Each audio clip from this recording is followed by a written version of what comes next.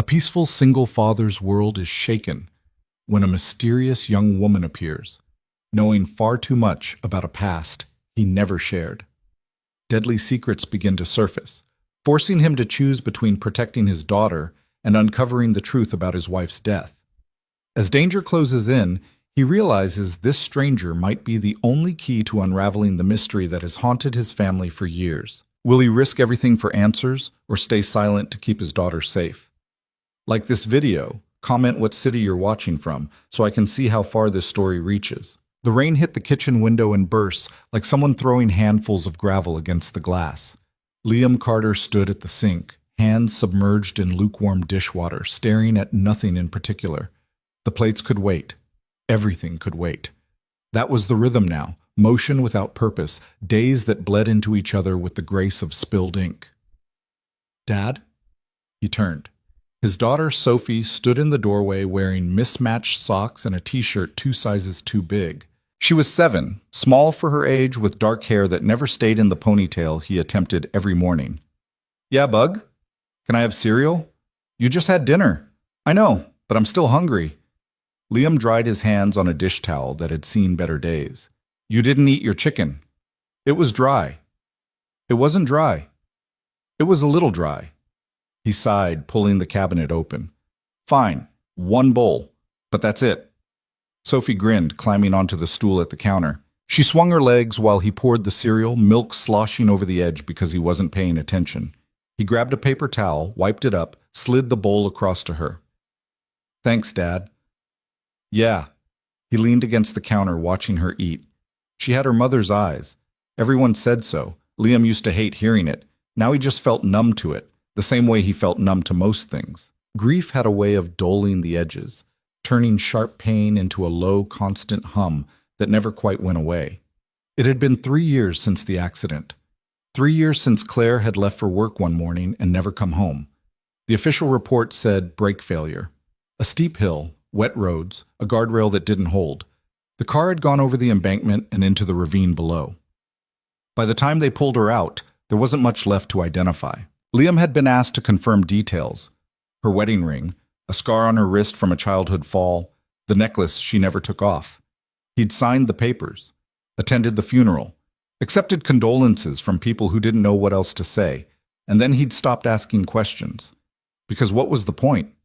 She was gone. No amount of asking why would bring her back. Sophie finished her cereal and hopped off the stool, bowl still half full of milk. "Hey, finish it." "I'm full now." "Sophie." She dragged herself back, drank the milk in 3 long gulps, then wiped her mouth with the back of her hand. "Better?" "Much." She disappeared upstairs and Liam was alone again.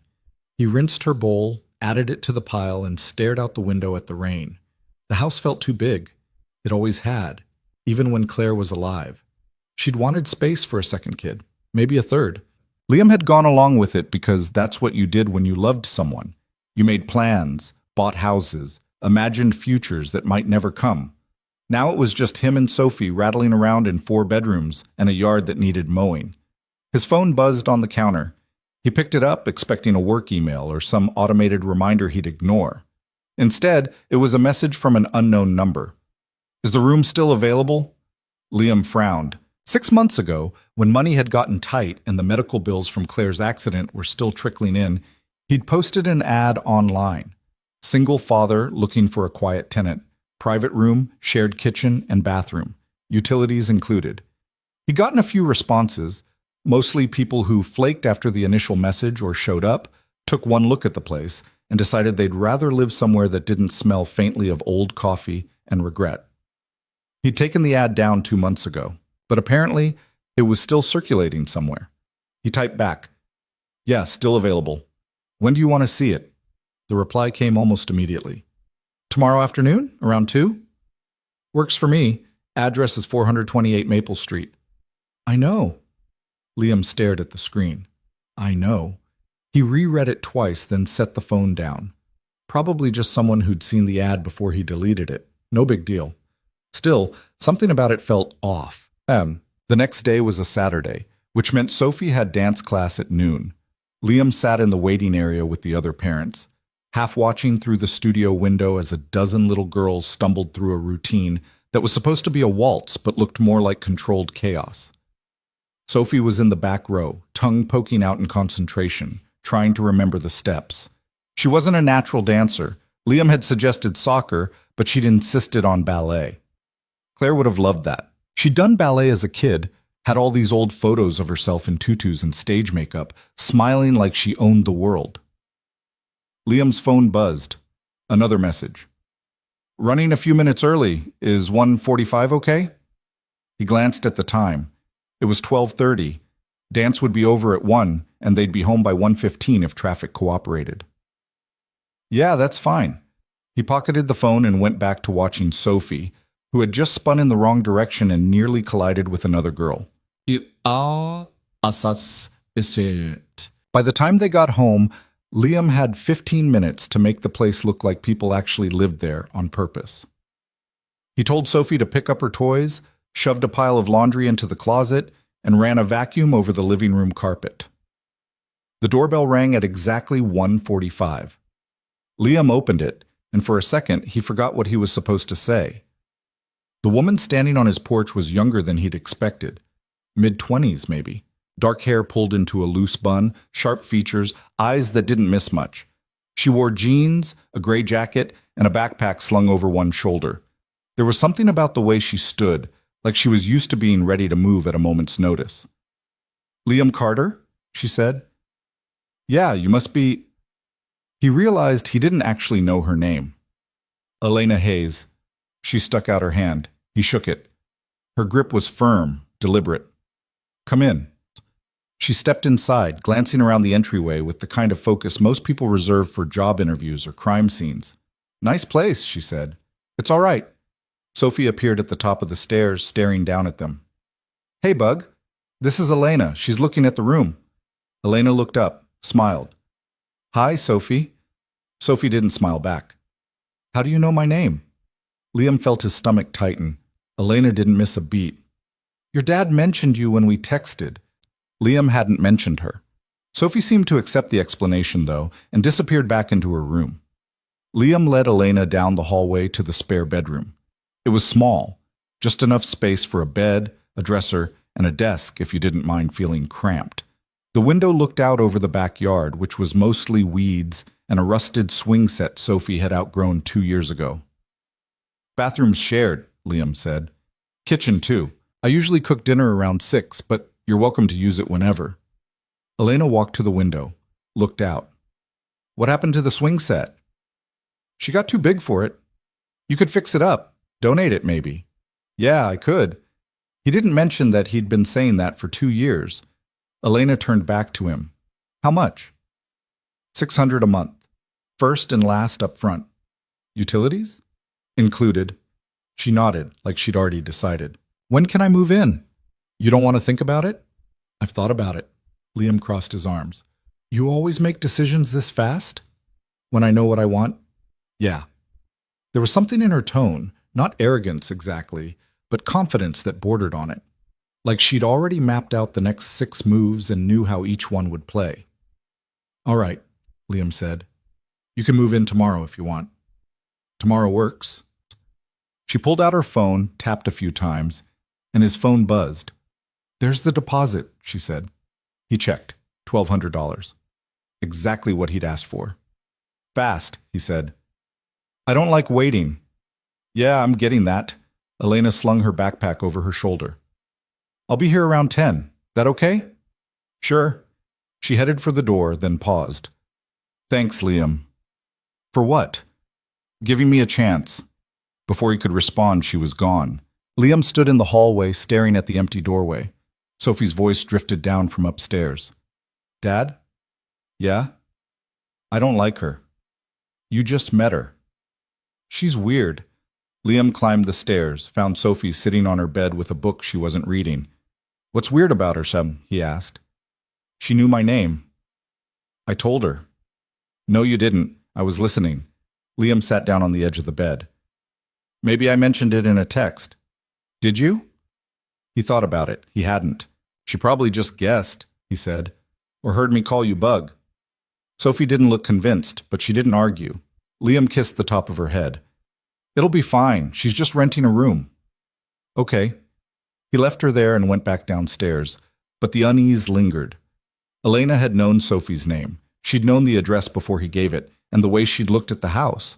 Like she was cataloging it, memorizing every detail. Liam told himself he was being paranoid, but paranoia had kept him and Sophie safe for 3 years. He wasn't about to ignore it now. Elena showed up the next morning at 9:47, 13 minutes early, with 2 duffel bags and a laptop case. No furniture, no boxes, nothing that suggested she was planning to stay long. Liam helped her carry the bags upstairs, then left her to unpack. Sophie watched from the kitchen table, eating cereal and pretending not to stare. She doesn't have a lot of stuff, Sophie said. Some people travel light, or they're running from something. Liam looked at his 7-year-old daughter. Where'd you hear that? A movie? What movie? I don't remember. He poured himself coffee, leaned against the counter. She's not running from anything. How do you know? I don't, but we're giving her the benefit of the doubt. Sophie went back to her cereal, unconvinced. An hour later, Elena came downstairs. She'd changed into joggers and a hoodie, hair tied back, looking more relaxed than she had the day before. Coffee? Liam offered. Please. He poured her a cup, slid it across the counter. Thanks. She took a sip, then glanced at Sophie. What are you reading? Sophie held up the book. Some fantasy thing with dragons on the cover. Any good? Elena asked. It's okay. Just okay? The main character's annoying, Elena smiled. Yeah? Why? She keeps making stupid decisions. Like what? Like trusting people she shouldn't trust. Liam caught the look Sophie shot in Elena's direction. Elena didn't flinch. That's fair. Trust is tricky. Especially with strangers, Sophie said. Sophie, Liam warned. It's fine, Elena said. She set her coffee down, looked at Sophie directly. You're right to be cautious. I'd be suspicious too if I were you. Sophie blinked, surprised. But for what it's worth, Elena continued, I'm not here to cause problems. I just need a place to stay for a while. Why here? Sophie asked. Sophie, it's okay, Elena said again. She paused, choosing her words. I needed somewhere quiet, somewhere I could think. About what? Stuff I should have dealt with a long time ago. It was vague enough to be meaningless, specific enough to feel honest. Sophie studied her for a long moment, then went back to her book. Elena picked up her coffee and headed toward the stairs. Let me know if you need anything, Liam said. Will do. She disappeared upstairs, and Liam was left standing in the kitchen with the distinct feeling that he'd just been outmaneuvered by both a 7-year-old and a woman he'd known for less than 24 hours. The first week was uneventful. Elena kept to herself mostly. She'd emerge in the mornings for coffee, occasionally make small talk, then retreat to her room. Liam didn't see her much during the day. He worked from home doing freelance graphic design, and she seemed to be on her laptop constantly, though he had no idea what she was working on. Sophie warmed up to her, slowly. It started with little things. Elena would ask about Sophie's day, and Sophie would actually answer instead of shrugging. Then Elena started helping with homework, which Liam appreciated because math had never been his strong suit. By the end of the second week, Sophie was inviting Elena to watch movies with them. Liam told himself it was fine. Sophie needed more people in her life, and Elena seemed genuine enough. But he couldn't shake the feeling that something was off. It was the small things. The way Elena always seemed to know when he was about to walk into a room. The way she'd glance at the street outside like she was expecting someone. The way she never talked about her family, her job, or where she'd been before this. One night, after Sophie had gone to bed, Liam found Elena in the kitchen making tea. Can I ask you something? He said. She looked up. Sure. What do you do? For work, I mean. Research, mostly. What kind of research? Corporate stuff. Compliance, regulatory issues. Pretty boring. Sounds like it pays well. It pays enough. Liam leaned against the counter. You're not much of a talker, are you? Elena smiled, but it didn't reach her eyes. I talk when I have something to say. Fair enough. She poured hot water over her tea bag, watching it steep. Can I ask you something? Go ahead. What happened to your wife? The question landed like a stone in still water. Liam's jaw tightened. Car accident. 3 years ago. I'm sorry. Everyone is. Do you mind if I ask what happened? You don't have to answer. Brake failure. She went off the road. Elena was quiet for a moment. That must have been hard. Yeah. Did they ever figure out why the brakes failed? Liam looked at her sharply. Why are you asking? Just curious? That's a weird thing to be curious about. Elena met his gaze, unflinching. You're right. I'm sorry. I shouldn't have pried. So she picked up her tea and started toward the stairs. Elena. She stopped. If you know something, Liam said slowly, you should tell me. I don't know anything. Then why ask? Because sometimes accidents aren't accidents. The words hung in the air between them. What's that supposed to mean? Liam asked. It means you should ask more questions. I asked plenty of questions. Did you? Or did you just accept what they told you? Liam's hands curled into fists. Get out. Elena didn't move. Liam, I said get out, now. She held his gaze for another second, then turned and walked upstairs. Liam stood in the kitchen, heart pounding, anger and confusion warring in his chest. Who the hell did she think she was? He grabbed his phone, pulled up the number for the investigator who'd handled Claire's case. He hadn't called in over a year, but the guy had told him to reach out if he ever needed anything. The phone rang 4 times, then went to voicemail. Liam hung up without leaving a message. He paced the kitchen, trying to calm down. Sometimes accidents aren't accidents. What the hell did that mean? And why would Elena even say it unless she knew something?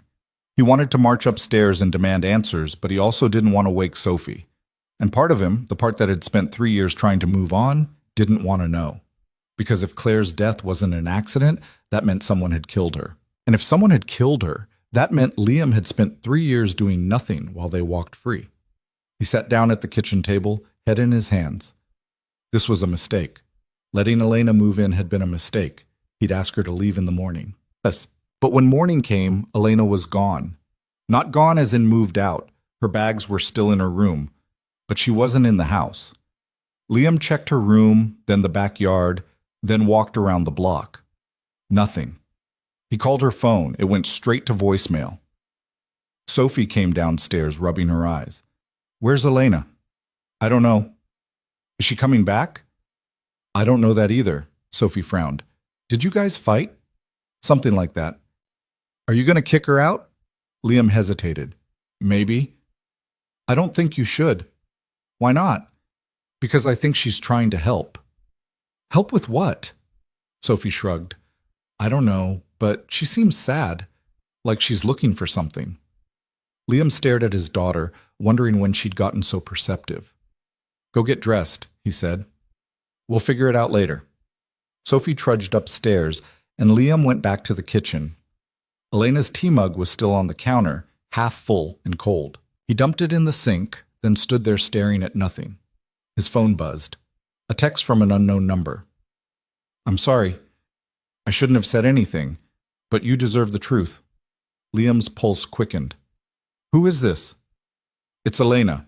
Meet me at the corner of 5th and Oak in an hour. Come alone. He stared at the message. Every instinct told him not to go. This was how people got hurt, following cryptic messages from strangers who'd already proven they couldn't be trusted. But another part of him, the part that had been quietly screaming for 3 years, needed to know. He texted back. I'll be there. Bechet. 5th and Oak was a residential intersection on the edge of town, lined with old houses and overgrown trees. Liam parked his car and waited. Elena appeared 5 minutes later, walking from the opposite direction. She looked different, hair down, wearing a jacket he hadn't seen before, eyes sharper than usual. She slid into the passenger seat.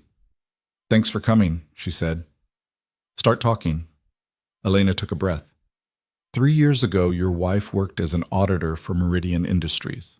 She was reviewing their financials when she found discrepancies, millions of dollars unaccounted for. Liam's chest tightened. How do you know that? Because I was working on the same case. Different angle, but same company. What case? Fraud, embezzlement, money laundering. Take your pick. Meridian was dirty, and Claire found proof. Why didn't she tell me? Maybe she didn't want to worry you, or maybe she didn't get the chance. Liam's hands gripped the steering wheel. You're saying they killed her? I'm saying her brakes didn't fail on their own. Do you have proof? Elena pulled a folder from her bag, handed it to him. Inside were documents, maintenance records, police reports, photos of the crash site, and at the bottom, a mechanic's report that Liam had never seen before. It stated that the brake lines had been deliberately cut. Liam's vision blurred. Why didn't this come out? He asked, voice shaking. Because someone buried it, someone with enough power to make sure the investigation went away quietly. And you've been sitting on this for 3 years? No. I've been chasing it for 3 years, but every time I got close, something happened. Witnesses disappeared. Evidence went missing. I've been trying to build a case, but I needed more. More what? Leverage. And I think you have it. Liam looked at her. What are you talking about? Claire kept backups, files, emails, anything she thought might be useful. Did she ever mention where she stored them? Liam thought back, trying to remember.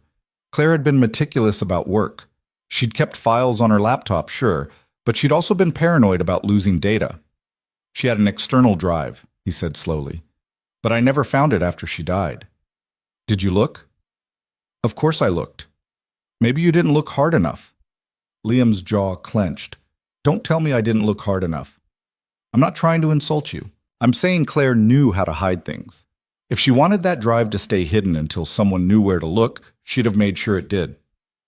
Liam stared at the folder in his hands, mind racing. If what Elena was saying was true, if Claire had been murdered, then everything he'd believed for the past 3 years was a lie, and the people responsible were still out there. Why now? He asked. Why come to me now? Because I ran out of options, and because you deserve to know. Liam looked at her, really looked at her, and saw something he recognized. She wasn't just angry, she was haunted. This isn't just about justice for you, is it? He said. Elena's expression flickered. No. What happened? They took someone from me too. Who? My sister. She was Claire's assistant. The pieces clicked into place. She was in the car, Liam said. Elena nodded, eyes wet. They made it look like she was just in the wrong place at the wrong time, but I know better. Liam exhaled slowly. So what now? Now we find that drive, and we finish what they started. He wanted to say no. He wanted to tell her to leave and never come back. But Sophie's voice echoed in his head. I think she's trying to help. And maybe she was, or maybe she was dragging him into something that would get them both killed. Either way, Liam realized he'd already made his choice. Okay, he said, let's find it. Elena reached out, put a hand on his arm. Thank you. Liam didn't respond. He just started the car and drove them back home, the folder sitting heavy on the seat between them. That night, after Sophie was asleep, Liam and Elena tore the house apart. They started in the garage where Claire used to keep her work files.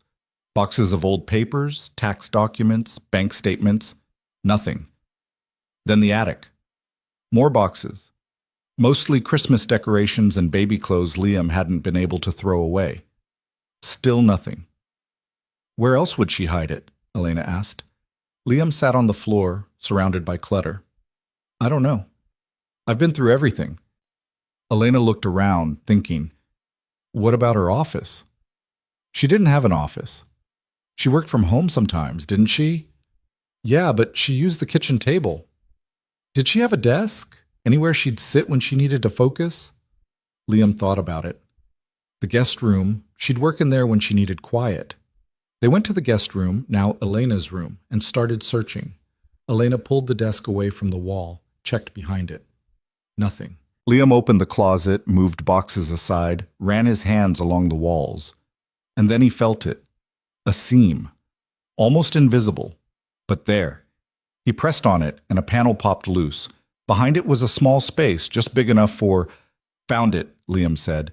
He reached in and pulled out a slim external hard drive, wrapped in plastic. Elena came over, staring at it like it was something sacred. That's it, she whispered. Liam turned it over in his hands. It was heavier than he expected. Now what? He asked. Now we see what's on it. They went downstairs to the kitchen. Elena pulled out her laptop, plugged in the drive. It took a moment to load, and then files. Hundreds of them. Emails, spreadsheets, scanned documents, all labeled with dates and case numbers. Elena scrolled through them, eyes moving fast. This is everything, she said. Invoices, wire transfers, shell companies. Claire documented all of it. Liam leaned over her shoulder, reading. Meridian Industries had been funneling money through fake subsidiaries, inflating contracts, bribing officials. And Claire had tracked every transaction. We need to get this to someone, Liam said. Who? The police buried the investigation last time. We can't trust them. Then who? Elena thought for a moment. I know a journalist, someone who won't back down.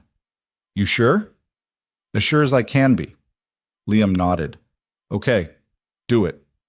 Elena started copying files to a secure folder, then froze. What? Liam asked. Someone's watching the house. Liam's blood went cold. What? Elena pointed to her laptop screen where a security app was running. It showed a live feed from a camera she must have set up outside.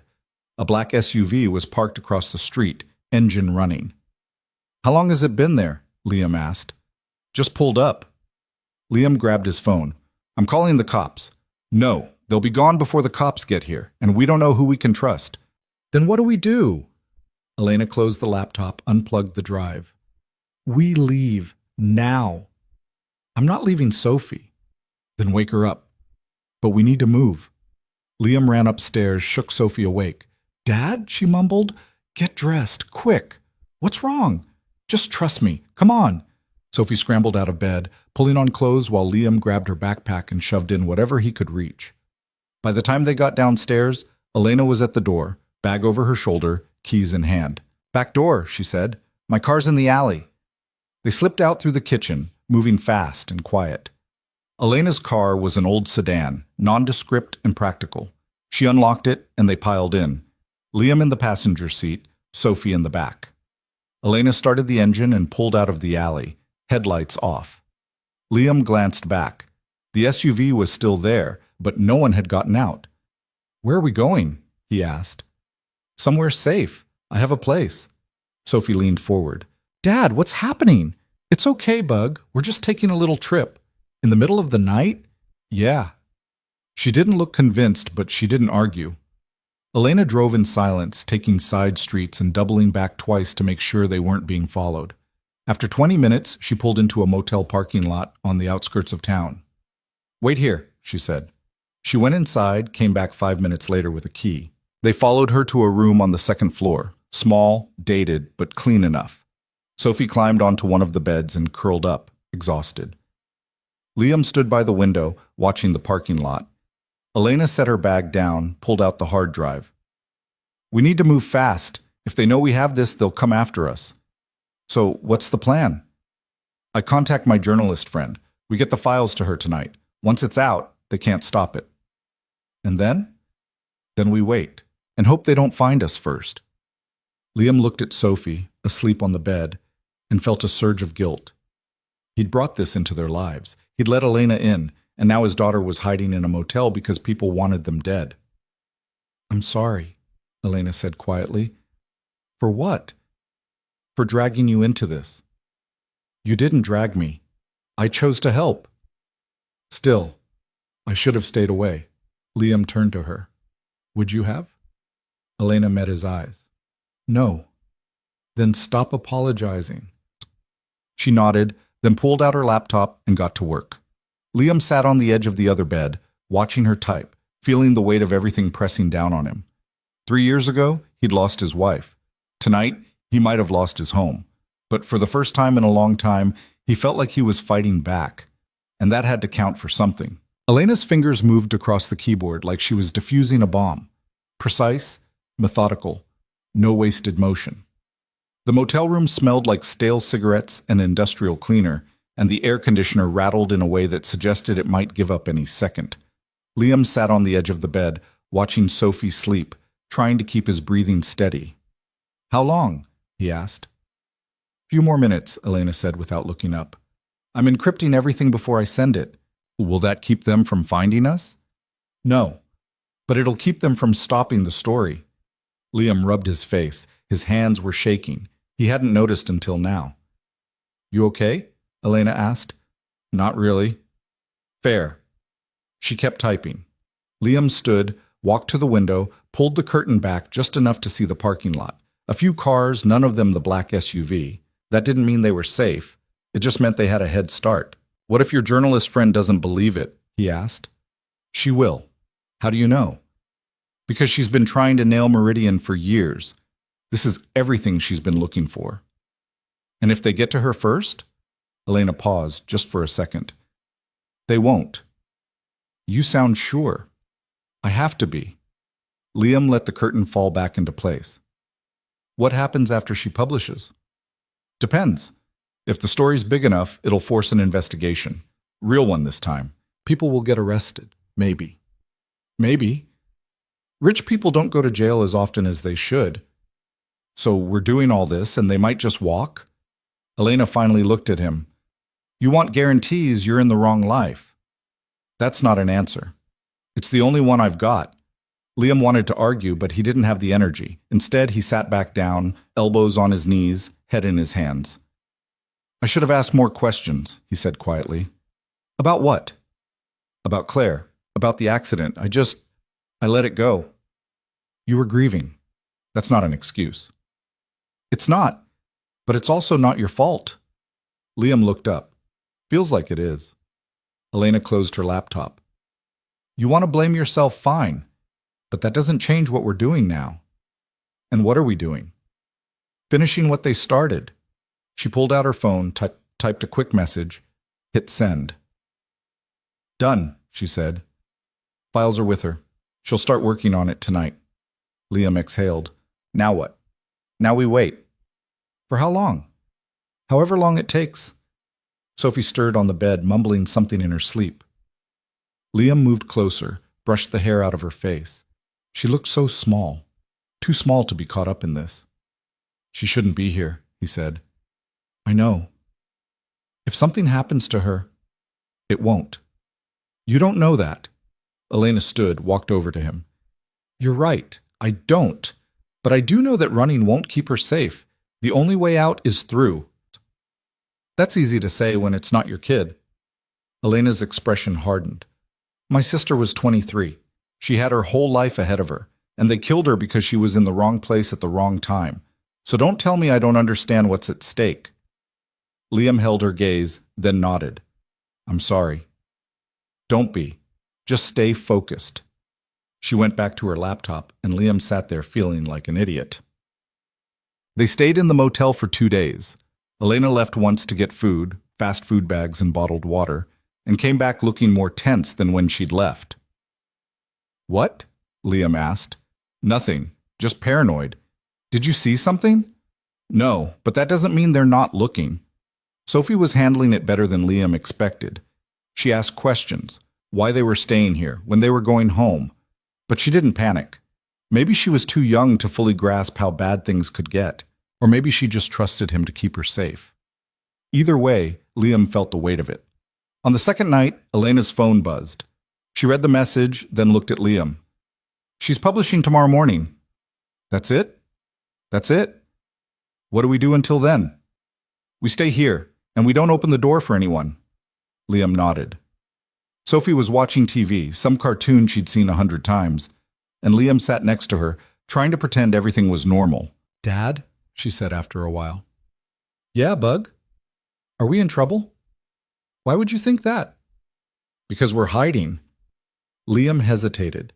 He wanted to lie, to tell her everything was fine, but Sophie was smart. She'd see through it. We're being careful, he said. There are some people who might want to cause problems, so we're staying out of the way until it's safe. What kind of problems? The kind that grown-ups have to deal with. Sophie frowned. That's not a real answer. I know. She looked at him, and for a second she looked so much like Claire it hurt. Are we going to be okay? She asked. Yeah, we're going to be okay. You promise? Liam pulled her close. I promise. He hoped it wasn't a lie. The next morning, Elena's phone started blowing up. She sat on the bed, scrolling through notifications, and for the first time since Liam had met her, she smiled. "It's live," she said. "The article?" "Yeah, front page of the Herald. Meridian Industries linked to fatal cover-up." She didn't hold back.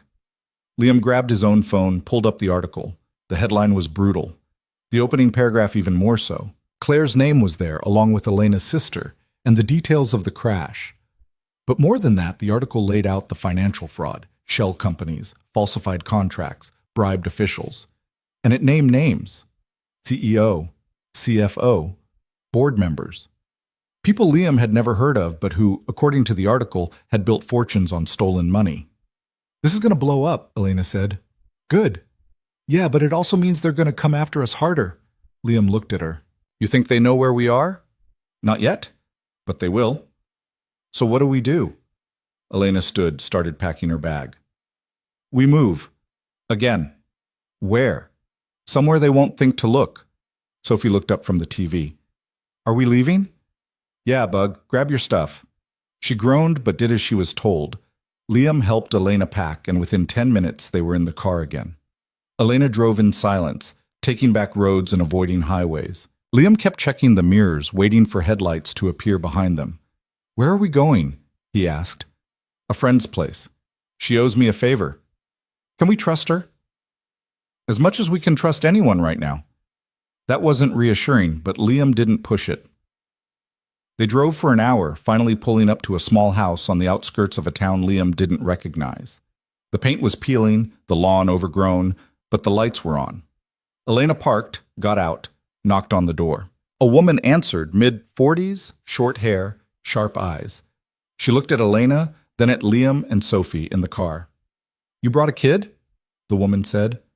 "I didn't have a choice." The woman sighed. "Get inside." They followed her in. The house was cluttered but clean, filled with books and papers, and the kind of organized chaos that came from someone who lived alone and didn't care what anyone thought. "This is Rachel," Elena said. "She's a lawyer. Used to work white-collar crime." Rachel crossed her arms. "Used to being the key phrase. I'm retired." "You're 46, and I'm done dealing with people like Meridian." "Then it's a good thing we're the ones being chased." Rachel gave her a look. "You always bring this much drama?" "Only when it matters." Rachel glanced at Liam. "You're the husband?" "Widower," Liam said. "Right. Sorry." She didn't sound sorry. "You know what you're getting into?" "Not really." "Smart answer." She looked at Sophie. "Kid hungry?"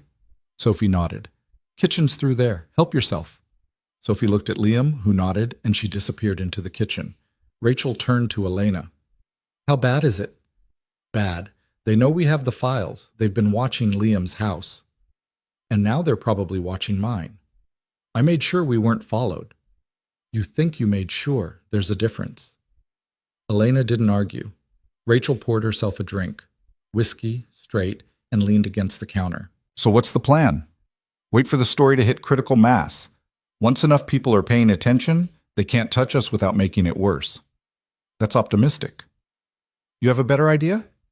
"Yeah, witness protection, federal marshals, let the professionals handle it."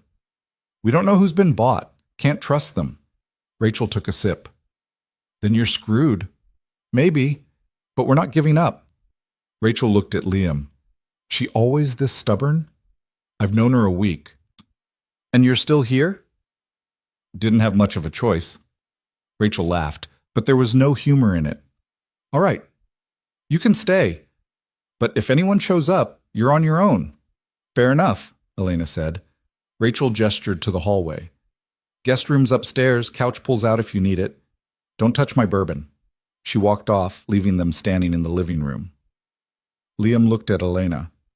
"She seems friendly." "She's practical. That's better than friendly." "If you say so." They settled in for the night.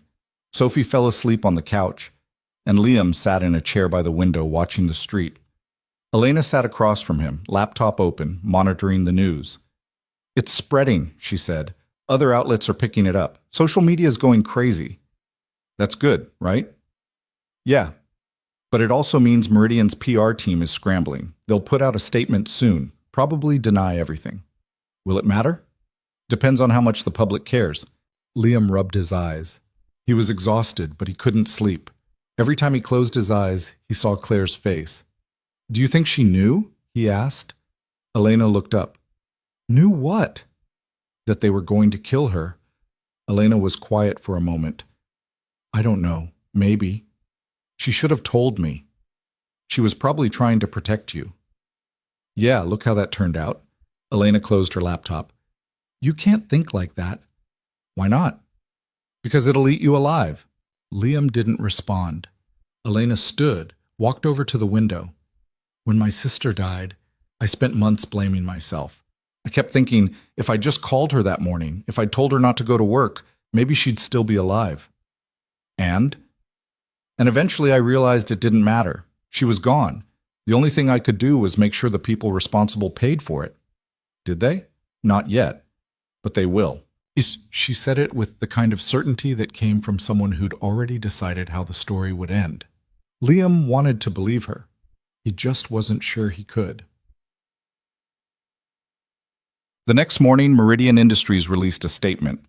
Elena read it aloud from her laptop. We categorically deny all allegations made in the recent article published by the Herald. These claims are baseless and appear to be part of a coordinated smear campaign by disgruntled former employees. We are cooperating fully with authorities and are confident that the truth will prevail. Liam snorted. That's it? That's their defense? Standard playbook. Deny, deflect, discredit. Will it work? Not if we keep pushing. Rachel walked in, coffee in hand. You see the news this morning? The statement? Elena said. Not that. The FBI opened an investigation. Elena sat up. What? Rachel handed her phone over. The headline read, FBI launches probe into Meridian Industries following fraud allegations. Elena scrolled through the article, eyes moving fast. They're taking it seriously. For now, Rachel said. But don't get your hopes up. These things take time, and people like Meridian have lawyers who can drag it out for years. So what do? You keep your heads down, let the feds do their job, and hope you don't end up as collateral damage. Liam stood. We can't just sit here. Why not? Rachel asked. Because they're still out there, and they know who we are. Which is exactly why you should stay put. She's right, Elena said. We go out there, we're exposed. And if we stay here, we're sitting ducks. Rachel raised an eyebrow. You got a death wish? No. But I'm not going to hide while they figure out how to clean up their mess. And Elena looked at him. What are you suggesting? I'm suggesting we go on the offensive. How? We find more evidence, something they can't deny. Rachel laughed. You're out of your mind. Maybe, but I'm also right. Elena leaned back, thinking. He's not wrong. The files we gave this journalist are solid, but if we can find something more, internal emails, recorded conversations, financial records they haven't scrubbed, it'd be impossible to ignore. And where do you plan to find that? Rachel asked. Meridian's headquarters. Rachel set her coffee down. You're serious. Dead serious. You know they have security, right? Cameras, guards, the whole 9 yards? Yeah, but they're also panicking, which means they're making mistakes. Rachel shook her head. This is insane. You got a better idea? Yeah, don't get yourself killed. Elena looked at Liam. You really want to do this? I want them to pay. And if that means taking a risk, then yeah, I'm in. Elena nodded slowly. Okay, but we do this smart. No cowboys, no improvising. We plan it out, we stick to the plan, and we get out clean. Agreed. Rachel poured herself another cup of coffee. Well, don't drag me into it. I'm too old for this. We won't, Elena said, but she was already pulling up blueprints on her laptop. It took 2 days to plan. Elena mapped out the building, identified the security weak points, and figured out a window of time when they'd have the best chance of getting in and out unnoticed. Liam felt useless through most of it. He wasn't a spy, wasn't a thief. He was a graphic designer who'd spent the last 3 years trying to forget the past. But Elena didn't seem to care. She walked him through the plan step by step, made sure he understood his role, and drilled him on what to do if things went wrong. Worst case, she said, we get caught. You run. Don't wait for me. Don't try to be a hero. Just get out. I'm not leaving you. You will if I tell you to. Elena, this isn't a negotiation. Sophie needs you. I don't. Liam wanted to argue, but he knew she was right.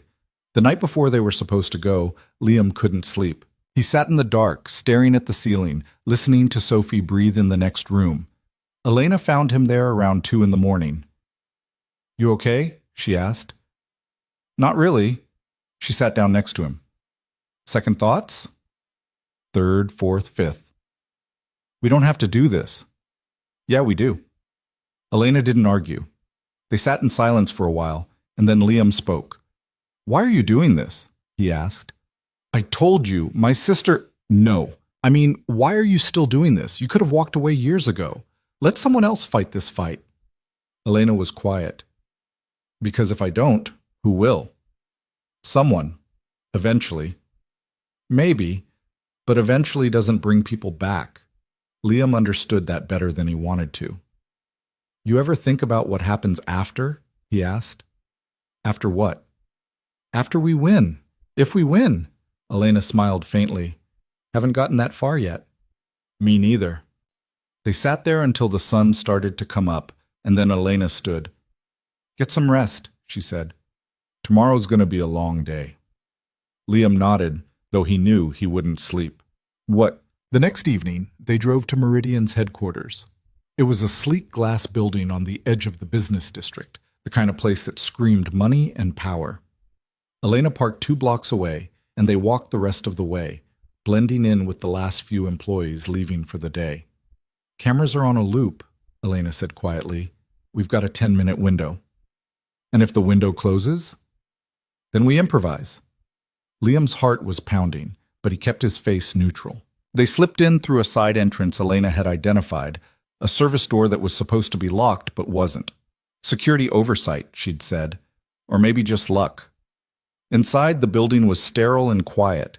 Fluorescent lights hummed overhead and their footsteps echoed on the tile floor. Elena led the way, moving with the kind of confidence that came from having done this before. They reached the executive floor, and Elena pulled out a keycard she'd somehow acquired. Where'd you get that? Liam whispered. Don't ask. She swiped it, and the door clicked open.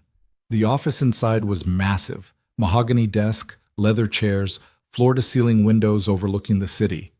And on the desk, a computer that was still on. Jackpot, Elena muttered. She sat down, fingers flying across the keyboard. Liam stood by the door, watching the hallway. How long? He asked. Few minutes, maybe less. We don't have a few minutes. Then keep watch. Liam's pulse hammered in his ears. Every second felt like an hour. And then he heard it. Footsteps. Elena, I'm almost done. We need to go, now. The footsteps were getting closer. Elena yanked a USB drive out of the computer, shoved it in her pocket, and stood. They moved toward the door, but it was too late. A man appeared in the hallway, security guard, hand on his radio. Hey, what are you doing up here? Elena didn't hesitate. She grabbed Liam's arm and pulled him toward the stairwell. Stop! They ran. The guard shouted into his radio, and Liam heard more footsteps, multiple people, closing in fast. They hit the stairwell, took the steps 2 at a time. Elena pushed through the exit door at the bottom, and they burst out into the alley. Car's this way, she said, sprinting. Liam followed, lungs burning. They reached the car, jumped in, and Elena peeled out before Liam even had his seatbelt on. Behind them, he saw security guards pouring out of the building, but they were already gone. Elena drove fast, weaving through traffic, until they were miles away and the adrenaline started to fade. Did we get it? Liam asked, breathless. Elena pulled the USB drive out of her pocket, held it up. Yeah, we got it. Liam leaned back, closing his eyes. They'd done it, and now there was no turning back. Elena didn't slow down until they were back at Rachel's house, parked in the driveway with the engine still ticking as it cooled. Liam's hands were shaking. He pressed them against his knees, trying to steady himself, but the adrenaline was still coursing through him like electricity.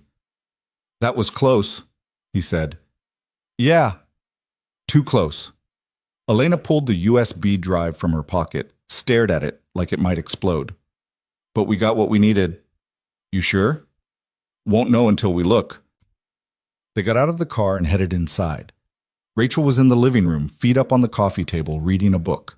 She looked up when they walked in, took one look at their faces, and set the book down. You're alive, she said. That's something. Barely, Liam muttered. Rachel stood. What happened? Security showed up, Elena said. We got out before they could ID us. Did they see your faces? Maybe. Hard to say. Rachel swore under her breath. You know what that means, right? Yeah, they'll come looking. Not just looking. They'll tear this city apart if they think you have something worth hiding. Elena plugged the USB drive into her laptop.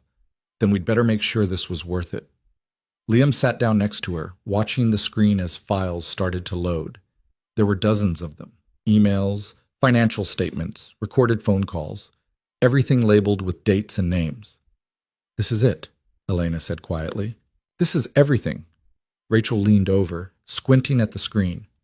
You're telling me they just left all this on a computer? People get careless when they think they're untouchable. Or stupid.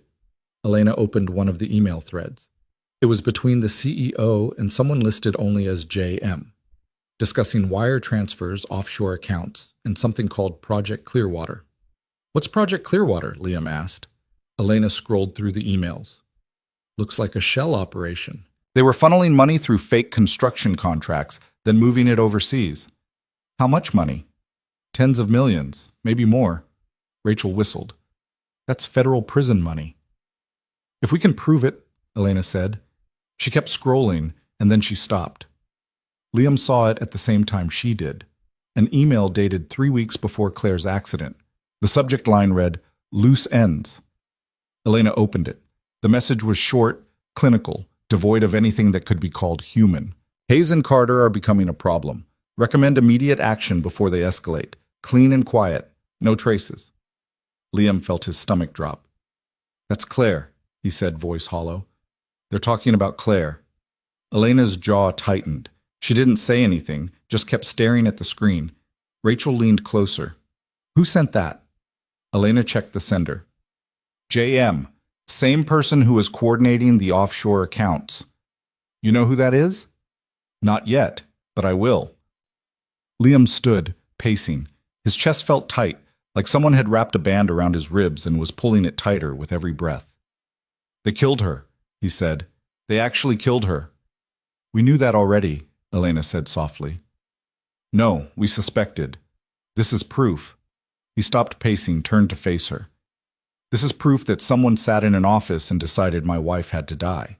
Like she was a problem on a spreadsheet they needed to erase. Elena stood, walked over to him. I know, and we're going to make them pay for it. How? By sending this to the FBI? The same people who've been sitting on their hands for 3 years? We don't have a choice. Yes, we do. We go public. We send this to every news outlet in the country. We make sure everyone knows what they did. Rachel held up a hand. Slow down. You go public with this, you're painting a target on your back. I already have a target on my back. A bigger one. Right now they're scrambling. They don't know what you have or what you're planning. You release this, they'll come after you with everything they've got.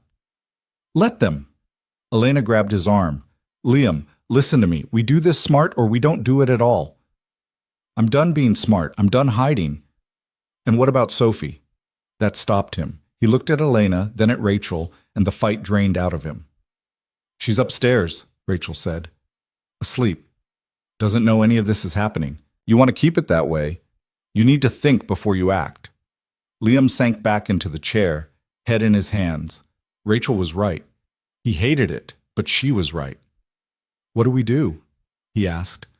Elena sat back down at the laptop. We send this to the journalist. She knows how to handle it. She can get it to the right people without exposing us. And then? Then we wait, and we stay out of sight. Liam nodded, even though every part of him wanted to do the opposite. Elena started copying files, encrypting them, preparing to send. Rachel poured herself another drink. You two are going to get yourselves killed, you know that? Probably, Elena said without looking up. And you're okay with that? Not really, but I'm more okay with it than doing nothing. Rachel shook her head. You're both insane. Yeah, Liam said. We've been hearing that a lot lately. Whoosh. The files went out that night. Elena's journalist contact, a woman named Sarah Vaughn, responded within an hour. This is bigger than I thought. I'm bringing in a team. Give me 48 hours. Elena showed Liam the message. 2 days, he said. 2 days. It felt like forever. They spent the next morning in a tense kind of limbo. Sophie woke up asking when they were going home, and Liam told her soon, even though he had no idea if that was true. Rachel made breakfast, scrambled eggs that were slightly runny and toast that was slightly burned, but no one complained. They ate in silence, each lost in their own thoughts. Liam kept checking his phone, waiting for news that never came. Elena was glued to her laptop, monitoring social media, news feeds, anything that might give them a sense of what was happening. Anything? Liam asked. Not yet, but it's coming. How do you know? Because this is too big to ignore. She was right. By midday, the first articles started dropping. Not from Sarah Vaughn, she was still working on the big piece, but from other journalists who'd gotten wind of the story. Speculation pieces, mostly. What's next for Meridian Industries? And is this the biggest corporate scandal of the decade? But the tone was shifting. The denials weren't sticking anymore. Elena's phone buzzed. A text from Sarah. Story goes live tonight. Prepare for impact. Elena showed it to Liam. Tonight, he said. Yeah. And then? Then the whole world knows. Liam felt a strange mix of relief and dread. This was what they'd been working toward. But once it was out there was no taking it back. Rachel walked in, saw their faces. What happened? It's going live tonight, Elena said. Rachel poured herself coffee, even though it was barely noon. Well, guess we're about to find out if this was worth it. It was, Liam said. You sound sure. I am. Rachel raised her mug. Here's hoping you're right. The story broke at 8 that evening. Liam was sitting on the couch, Sophie curled up next to him, half asleep. Elena had her laptop open, refreshing the Herald's website every few seconds. And then it appeared. The headline was stark, uncompromising. Meridian Industries executives ordered killings to cover up fraud, internal documents reveal. Below it, Sarah Vaughn's byline. Elena clicked on the article, and they read it together. It was devastating. She'd laid out everything, the financial fraud, the shell companies, the offshore accounts. But more than that, she'd connected the dots. She'd shown how Claire and Elena's sister had uncovered the fraud, how they'd been targeted, and how their deaths had been orchestrated by people at the highest levels of the company. And she'd included the email, the one that talked about loose ends, the one that proved it wasn't an accident. Liam felt something break loose in his chest. Not grief exactly, more like vindication. She did it, he said. Yeah, Elena said. She did. Rachel walked in, phone in hand. You see this? We're reading it now. It's everywhere. Twitter, Facebook, every news outlet in the country is picking it up. Elena scrolled through her own phone. The FBI is issuing a statement. They're opening a full investigation. About time, Rachel muttered. Liam stood, walked to the window. Outside, the street was quiet. Normal. Like the world hadn't just shifted on its axis. What happens now? He asked. Now we see if the system works, Elena said. And if it doesn't? She didn't answer. Bram. The next morning, Meridian Industries' stock tanked. Trading was halted twice in the first hour as panicked investors tried to dump their shares.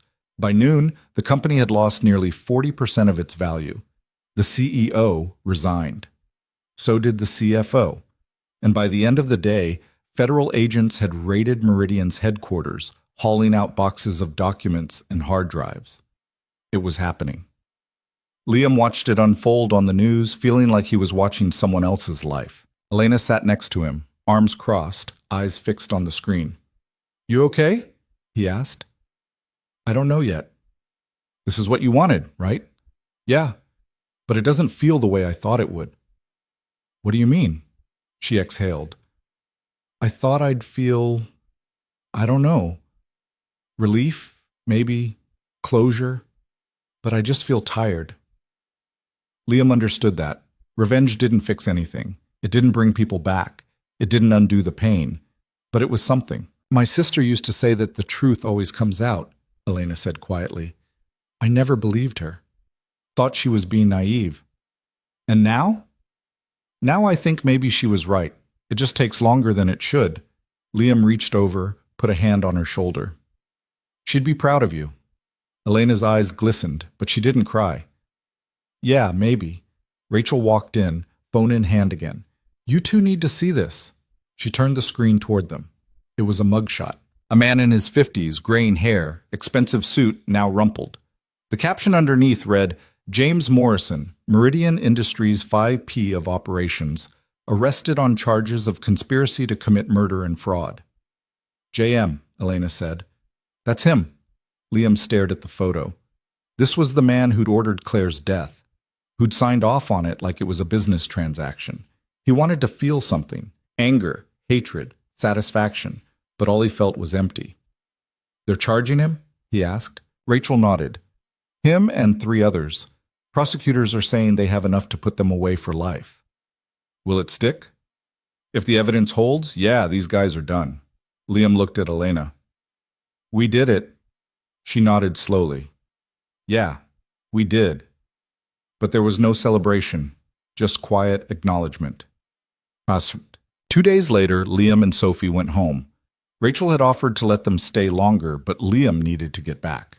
Needed to sleep in his own bed, make breakfast in his own kitchen. Needed some sense of normalcy, even if normal didn't exist anymore. Elena came with them. She didn't ask, just packed her bags and got in the car. Liam didn't argue. When they pulled up to the house, it looked the same as it had when they'd left. A little more overgrown maybe, but still standing. Sophie ran inside, relieved to be home. Liam and Elena followed more slowly. You gonna stay? Liam asked. Elena set her bag down. If that's okay. Yeah, it's okay. She smiled, just a little. Thanks. They spent the rest of the day settling back in. Liam mowed the lawn while Elena helped Sophie organize her room. It felt surreal, doing mundane things after everything that had happened. But it also felt right. That night, after Sophie was asleep, Liam and Elena sat on the porch. The air was cool, the street quiet. You think it's really over? Liam asked. The legal stuff? No, that'll drag on for months, maybe years. But the danger? Elena thought about it. Yeah, I think so. They're too exposed now. Going after us would just make it worse for them. Liam nodded. He wanted to believe her. What are you going to do now? He asked. I don't know. Haven't thought that far ahead. You could stay. Here, I mean. Elena looked at him. You sure? Yeah, Sophie likes you, and I do too. She smiled. I like you too. It wasn't a declaration. It wasn't a promise, but it was something. They sat in silence for a while, and then Elena spoke. I never thought I'd get here, she said. Where? To the end. I spent so long chasing this, I didn't think about what would happen after. And now? Now I think maybe I can stop running. Liam reached over, took her hand. She didn't pull away. The next few weeks were strange. The news cycle moved on, as it always did. Meridian Industries became a cautionary tale, a footnote in the endless stream of scandals and outrage. But for Liam, it was different. He'd spent 3 years in a fog, going through the motions, trying to survive. Now, for the first time, he felt like he could breathe. Sophie noticed the change. She didn't say anything, but Liam could tell. She smiled more, laughed more, stopped asking when things would go back to normal because this was normal now. Elena stayed. She moved her things into the guest room officially, started helping with groceries and cooking and all the little things that made a house feel like a home. It wasn't perfect. There were still hard days, days when Liam would see something that reminded him of Claire, and the grief would hit him all over again. But there were good days too. Days when he'd come downstairs and find Elena teaching Sophie how to make pancakes, flour everywhere, both of them laughing. Days when he'd sit on the porch with a cup of coffee and realize he wasn't dreading the next hour, the next day.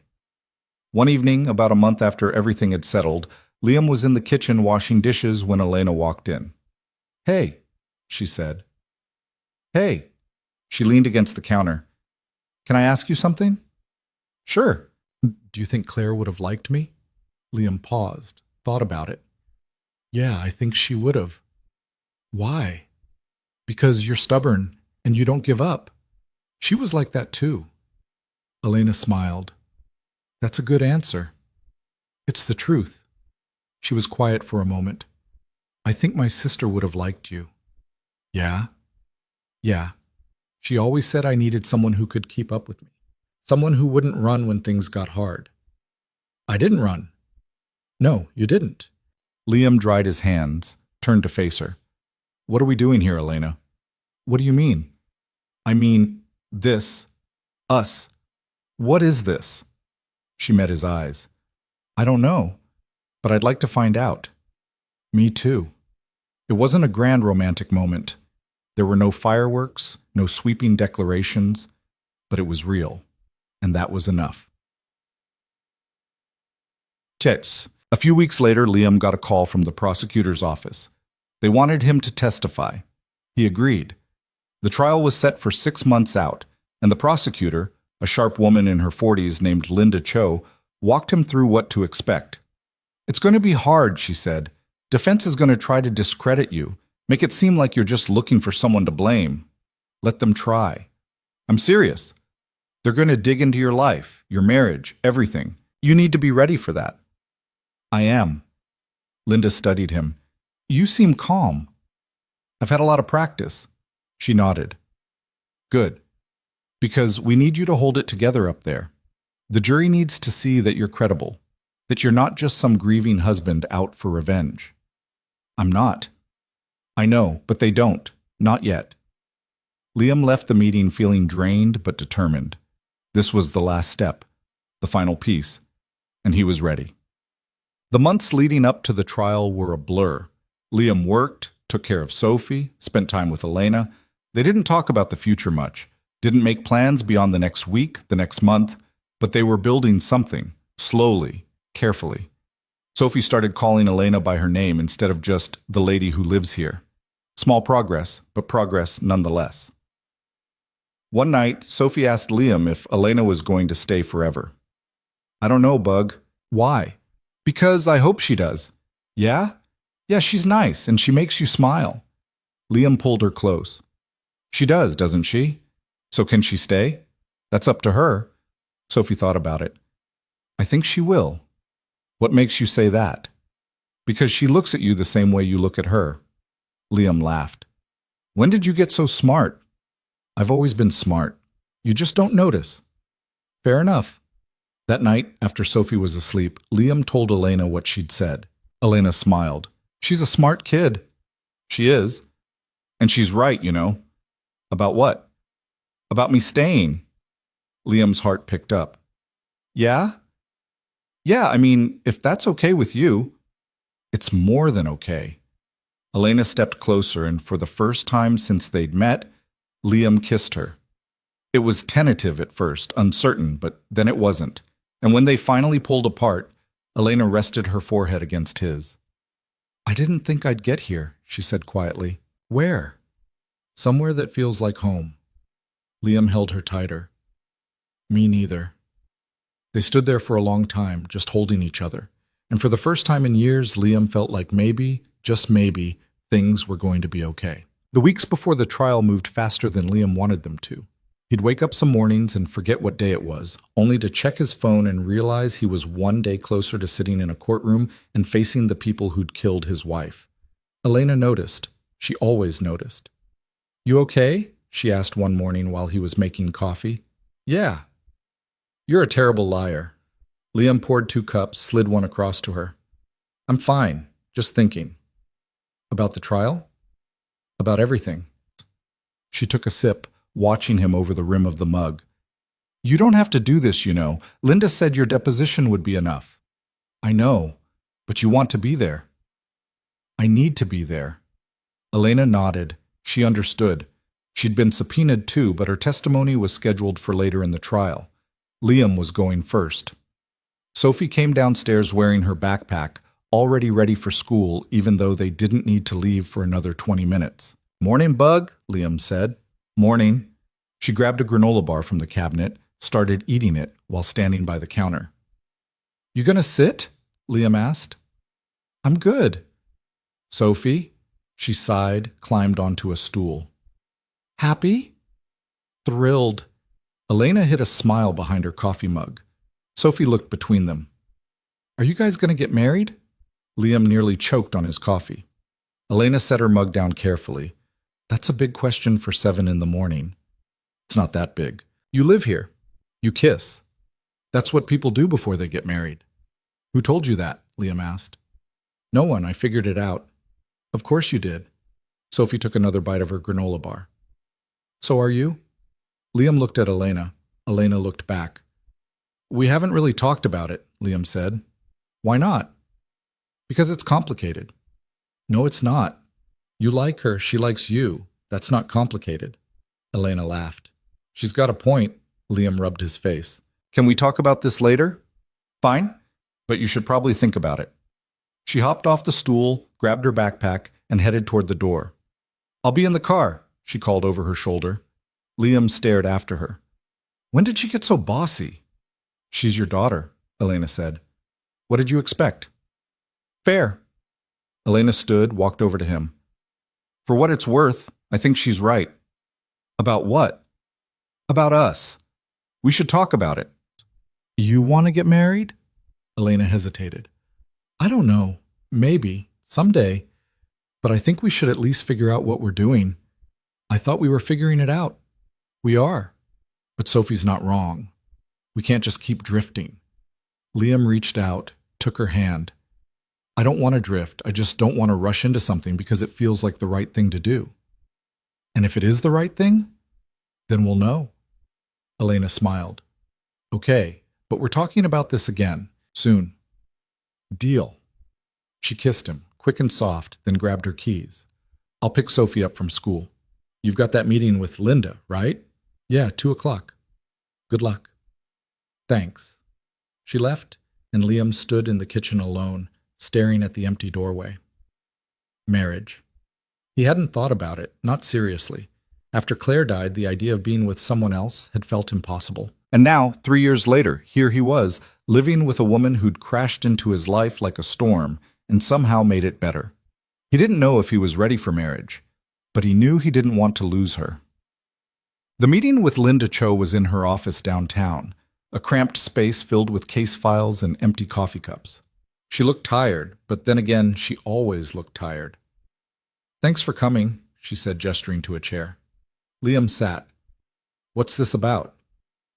"Just wanted to go over your testimony one more time. Make sure we're on the same page." "We've been over it 3 times already." "I know, but the defense is going to come at you hard. I want to make sure you're ready." Liam leaned back. "I'm ready." Linda opened a folder, pulled out a document. "They're going to argue that you have a financial motive, that you're suing Meridian for wrongful death, and this is all part of that." "I'm not suing anyone." "Not yet. But they'll say you could, and that's enough to plant doubt." "So what do I say?" "You tell the truth. You say you're not interested in money. You're interested in justice. And if they don't believe me, then we make them believe you." Liam stared at her. "How?" "By being honest. By showing them who you are. You're not some opportunist trying to cash in on a tragedy. You're a father who lost his wife and wants the people responsible to pay for it. That's all I've ever wanted." "I know, and that's what the jury needs to see." She walked him through the questions again. What he'd say, how he'd say it, what to avoid. It was exhausting, but Liam forced himself to focus. This was it.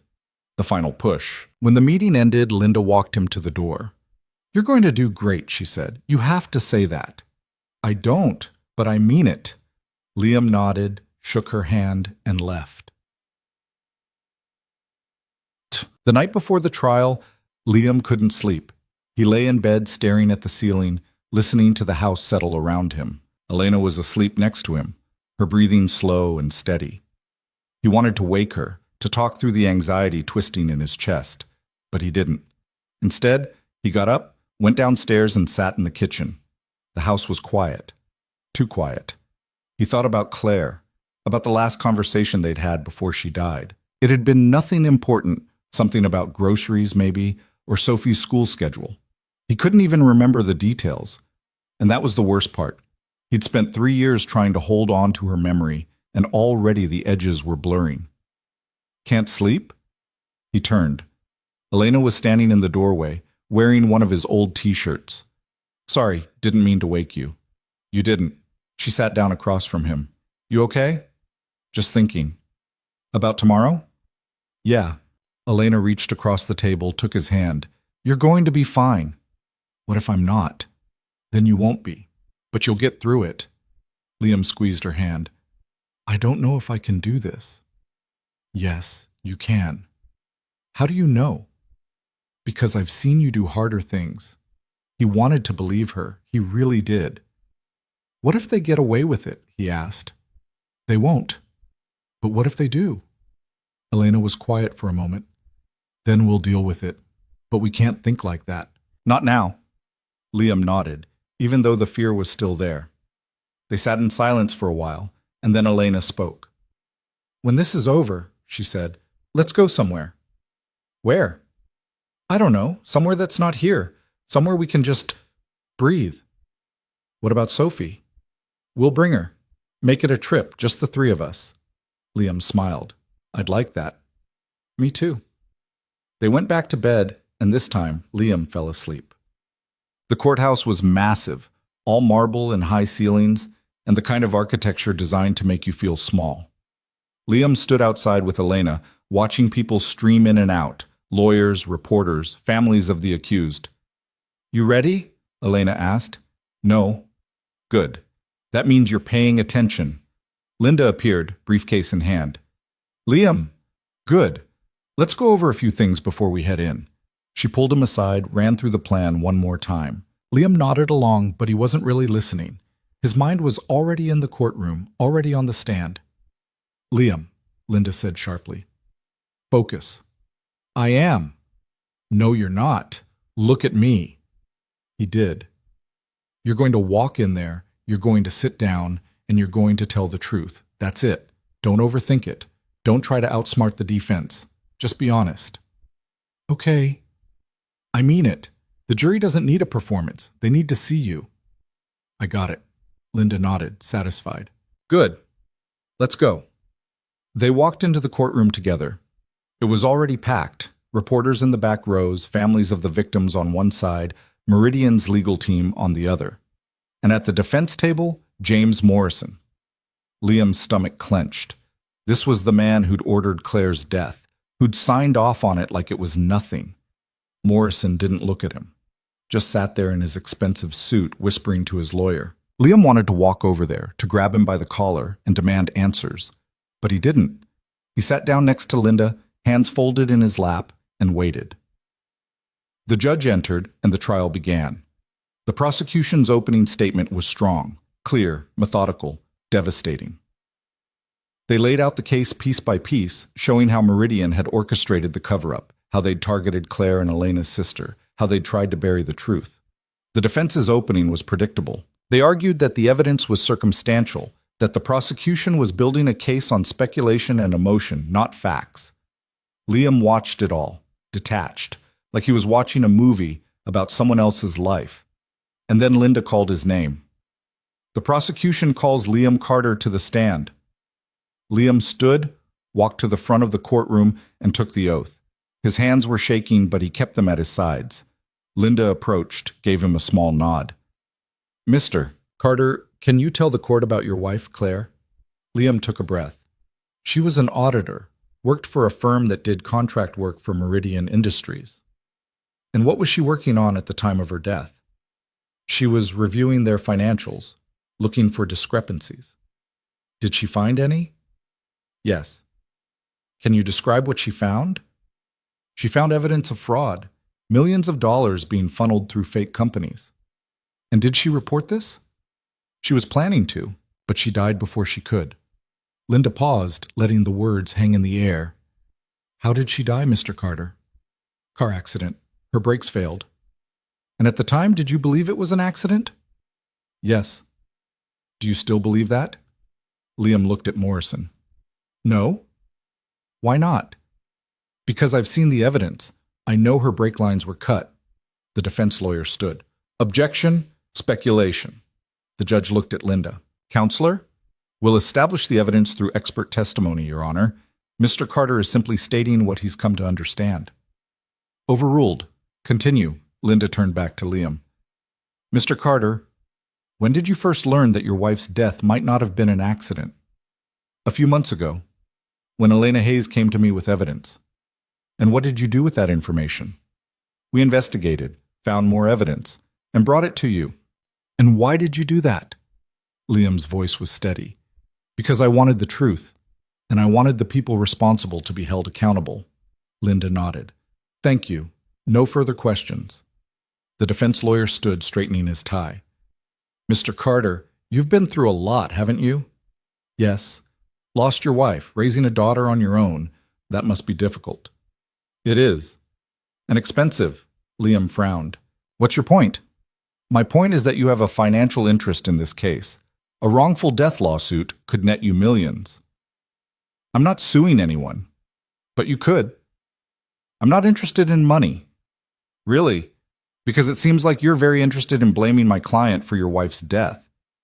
Liam's jaw tightened. Your client ordered her death. Objection, the defense lawyer said. Argumentative. Sustained, the judge said. Mr. Carter, please stick to answering the questions. The defense lawyer continued. Isn't it true that you have no direct evidence linking Mr. Morrison to your wife's death? I have emails. I have documents. You have circumstantial evidence. Nothing that directly ties my client to any wrongdoing. Liam leaned forward. Your client sent an email talking about eliminating loose ends. My wife was one of those loose ends. That's your interpretation. It's the truth. The defense lawyer smiled. The truth, Mr. Carter, is that you're a grieving widower looking for someone to blame, and you've latched onto my client because it gives you someone to be angry at. Liam's hands clenched. I'm angry because your client killed my wife. Objection. Sustained. Mr. Carter, I'm warning you. The defense lawyer turned away, smug. No further questions. Liam stepped down, hands still shaking, adrenaline coursing through him. Linda met him at the table. You did good. Didn't feel like it. Trust me, you did, Walst. The trial continued for another week. Witnesses testified. Experts analyzed the evidence. The prosecution built their case, piece by piece, until the picture was undeniable. Meridian Industries had committed fraud. They'd covered it up, and they'd killed people to keep it hidden.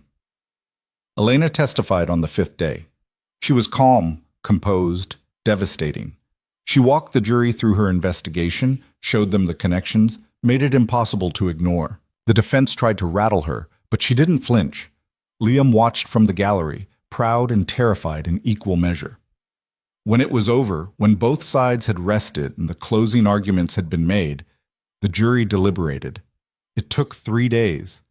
3 days of waiting, of second-guessing, of wondering if they'd done enough. And then the call came. The jury had reached a verdict. Liam and Elena sat in the courtroom, hands clasped together, waiting.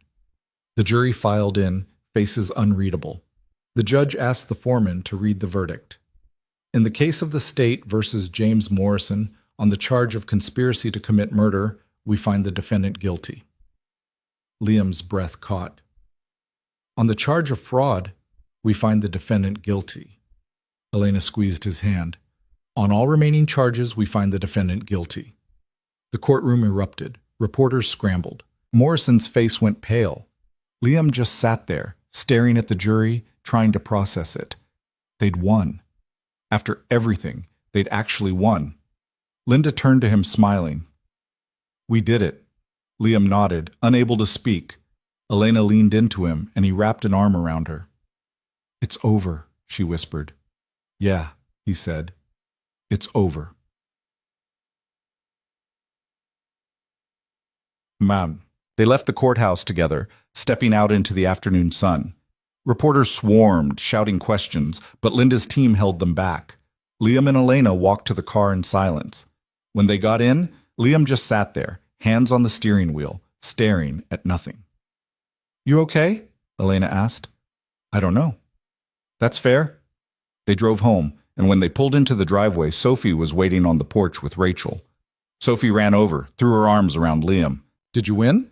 Liam picked her up. "Yeah, Bug. We won." "Good. Can we have pizza for dinner?" Liam laughed, the first real laugh he'd had in weeks. "Yeah, we can have pizza." Rachel walked over, gave Elena a hug. "Congratulations." "Thanks. You two did something most people wouldn't have the guts to do." Elena shrugged. "We didn't have a choice." "Yeah, you did, and you made the right one." That night they ordered pizza, sat around the kitchen table, and just existed. No talk of trials or verdicts or what came next.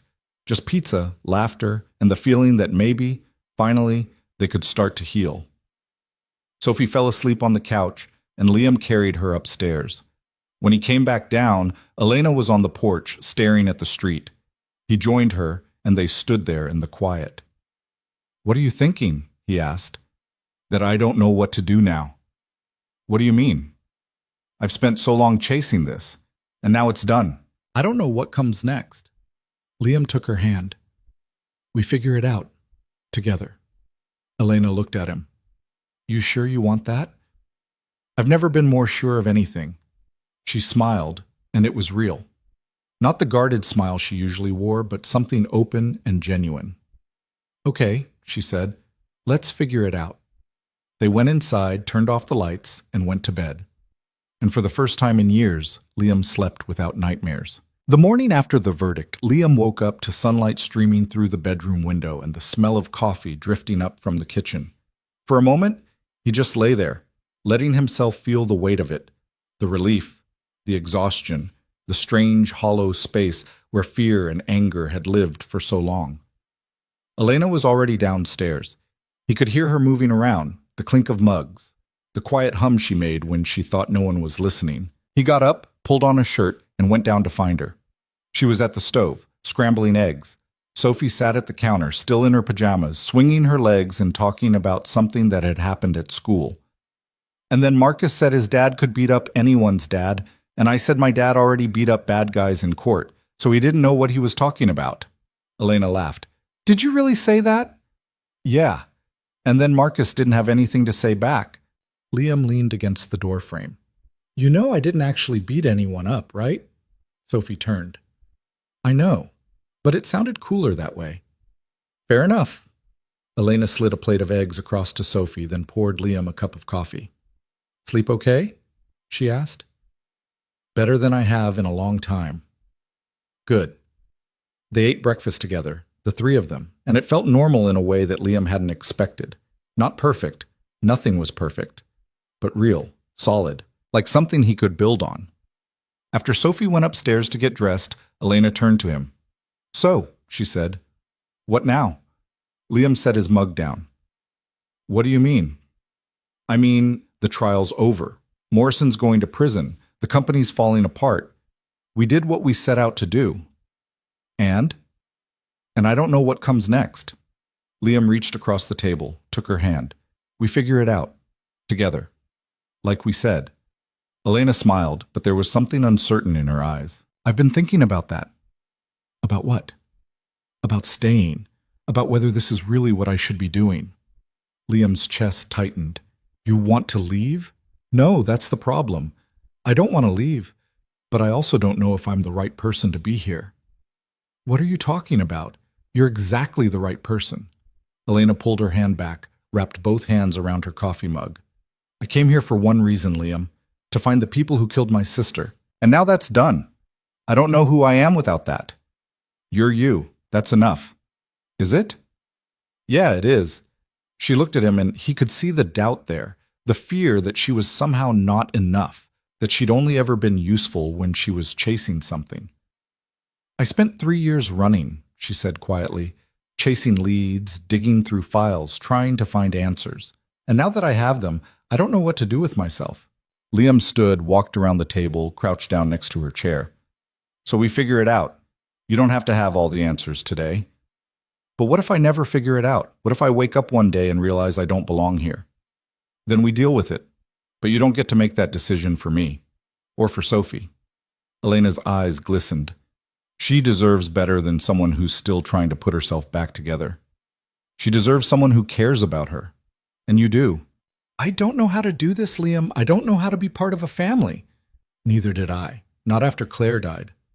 But we're learning. Elena wiped her eyes, laughed shakily. We're a mess, aren't we? Yeah, but we're a mess together. She leaned into him and he wrapped his arms around her. I'm scared, she whispered. Me too. Of what? Of losing this.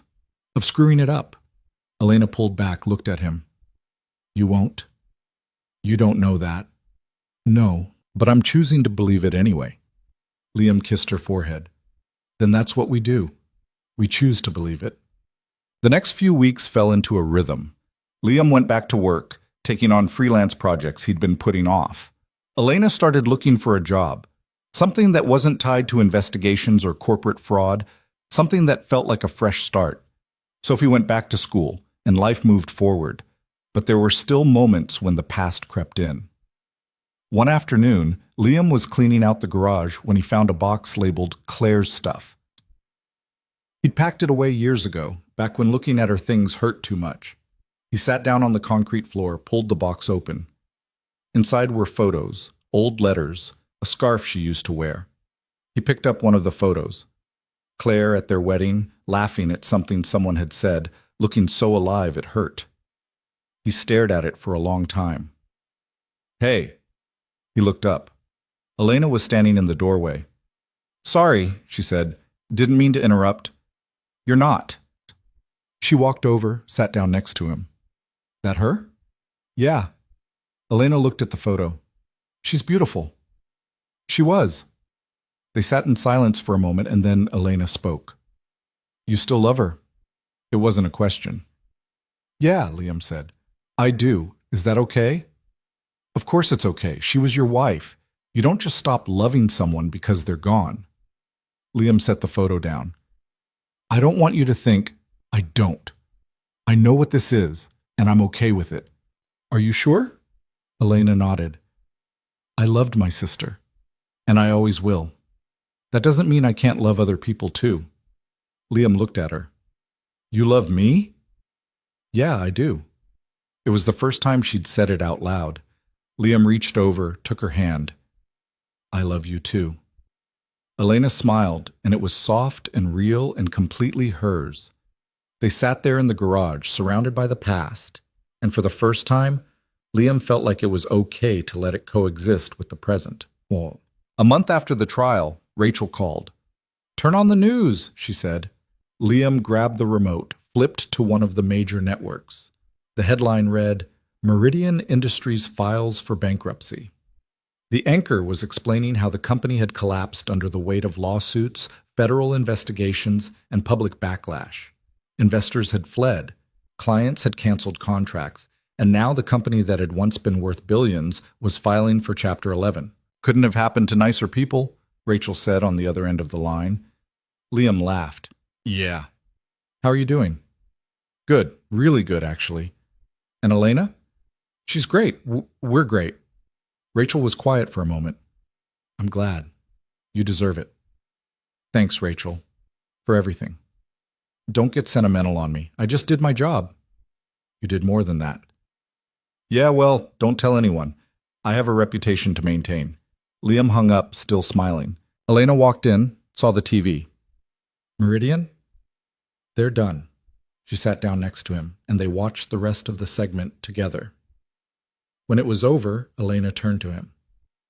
Does it feel like closure? Liam thought about it. Yeah, I think it does. Good. She leaned her head on his shoulder and they sat there, watching the news cycle move on to the next story. 2 months later, on a Saturday afternoon, Liam took Sophie and Elena to the beach. It was Elena's idea. She'd said they needed to get out of the house, needed to do something normal. So they packed sandwiches, grabbed towels, and drove 2 hours to the coast. Sophie ran straight to the water, shrieking as the waves hit her legs. Liam and Elena set up a blanket, sat down, and watched her play. She's happy, Elena said. Yeah, she is. Mom, you think she's okay? After everything? Liam nodded. Kids are resilient. She's tougher than she looks. She gets that from you. Maybe. Elena reached over, laced her fingers through his. I've been thinking. About what? About what you said. About figuring things out together. Yeah? I want to do that. I want to stay. Not just because I don't have anywhere else to go, but because this is where I want to be. Liam turned to her. You're sure? I'm sure. He kissed her, slow and soft, and when they pulled apart, Sophie was standing in front of them, dripping wet and grinning. Gross, she said. You'll understand when you're older, Liam said. No, I won't. Elena laughed. Come on, let's build a sandcastle. Sophie grabbed her hand and they ran off toward the water. Liam watched them, and for the first time in years, he felt like he could breathe. That night, after Sophie was asleep, Liam and Elena sat on the porch. The air was cool, the sky clear.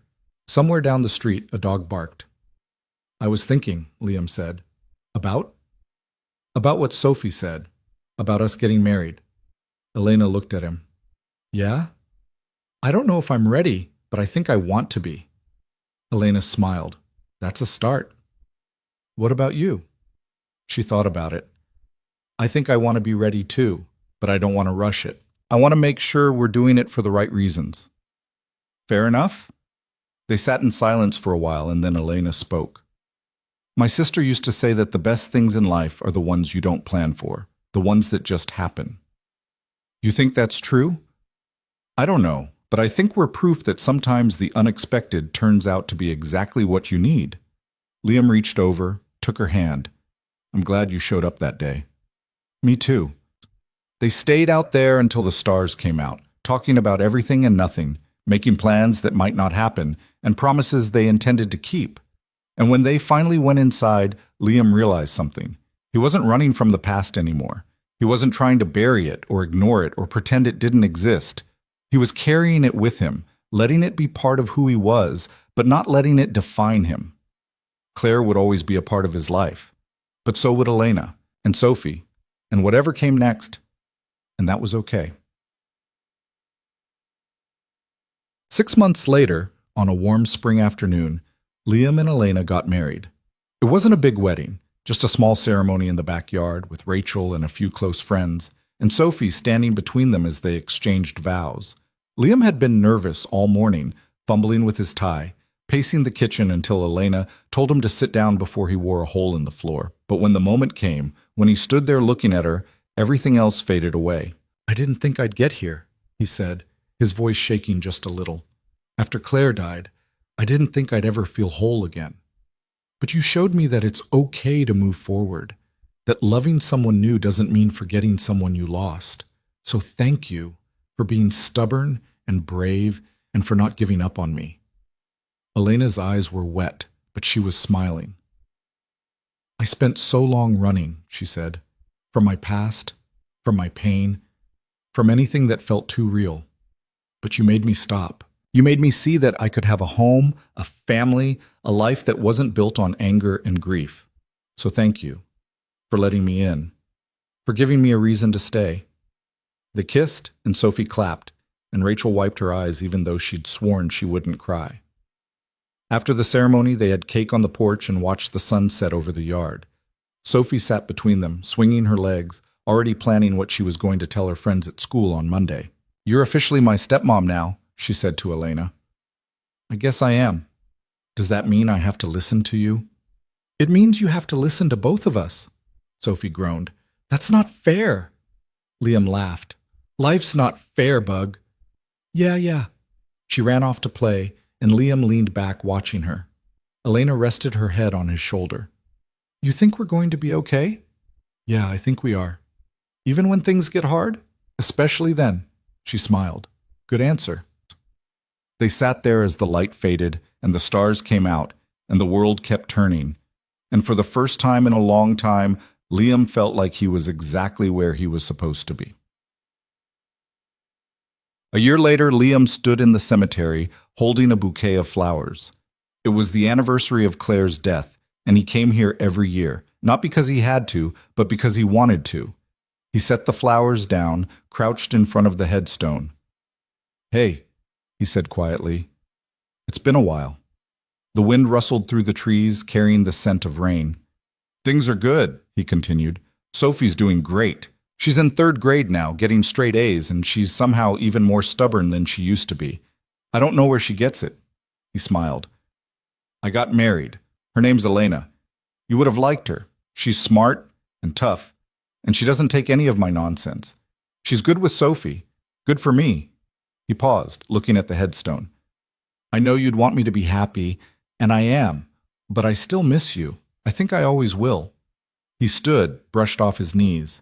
"I hope you're proud of what we did, of how we got justice for you. I hope it means something." He turned to leave, and then he saw her. Elena was standing by the gate, waiting. She didn't say anything, just gave him a small smile. Liam walked over, took her hand. "You okay?" she asked. "Yeah, I'm okay." They walked back to the car together, and Liam took one last look at the cemetery. He'd spent so long living in the past, haunted by what he'd lost. But now he had a future, a life, a family, and that was enough. That night, after Sophie was asleep, Liam and Elena sat on the porch, the way they always did. "What are you thinking about?" Elena asked. "About how far we've come." "Yeah? Yeah. A year ago, I didn't think I'd make it through the trial. And now look at us." Elena smiled. "We did good, didn't we?" "We did." She leaned into him, and he wrapped his arm around her. "You know what I realized today?" Liam said. "What?" "That grief doesn't go away, it just changes. It becomes part of you, but it doesn't have to be all of you." Elena nodded. "I think you're right. And I think Claire would be okay with that. With us." "I think so too." They sat in silence, watching the stars, and Liam felt a peace he hadn't known was possible. The past would always be there, the pain, the loss, the memories, but so would the present and the future. And that was the lesson, he realized, that life didn't stop because you wanted it to. That healing wasn't about forgetting, it was about learning to carry the weight without letting it crush you. It was about finding people who'd help you carry it. People like Elena, like Sophie, like Rachel and Linda, and everyone who'd stood by them when things were hard. It was about choosing to move forward even when the past tried to hold you back. And it was about believing that the future could be just as beautiful as anything you'd lost. Maybe more so. "I love you," Liam said. Elena looked at him. "I love you too." They stayed out there until the night grew cold, and the stars faded, and the first light of dawn started to creep over the horizon.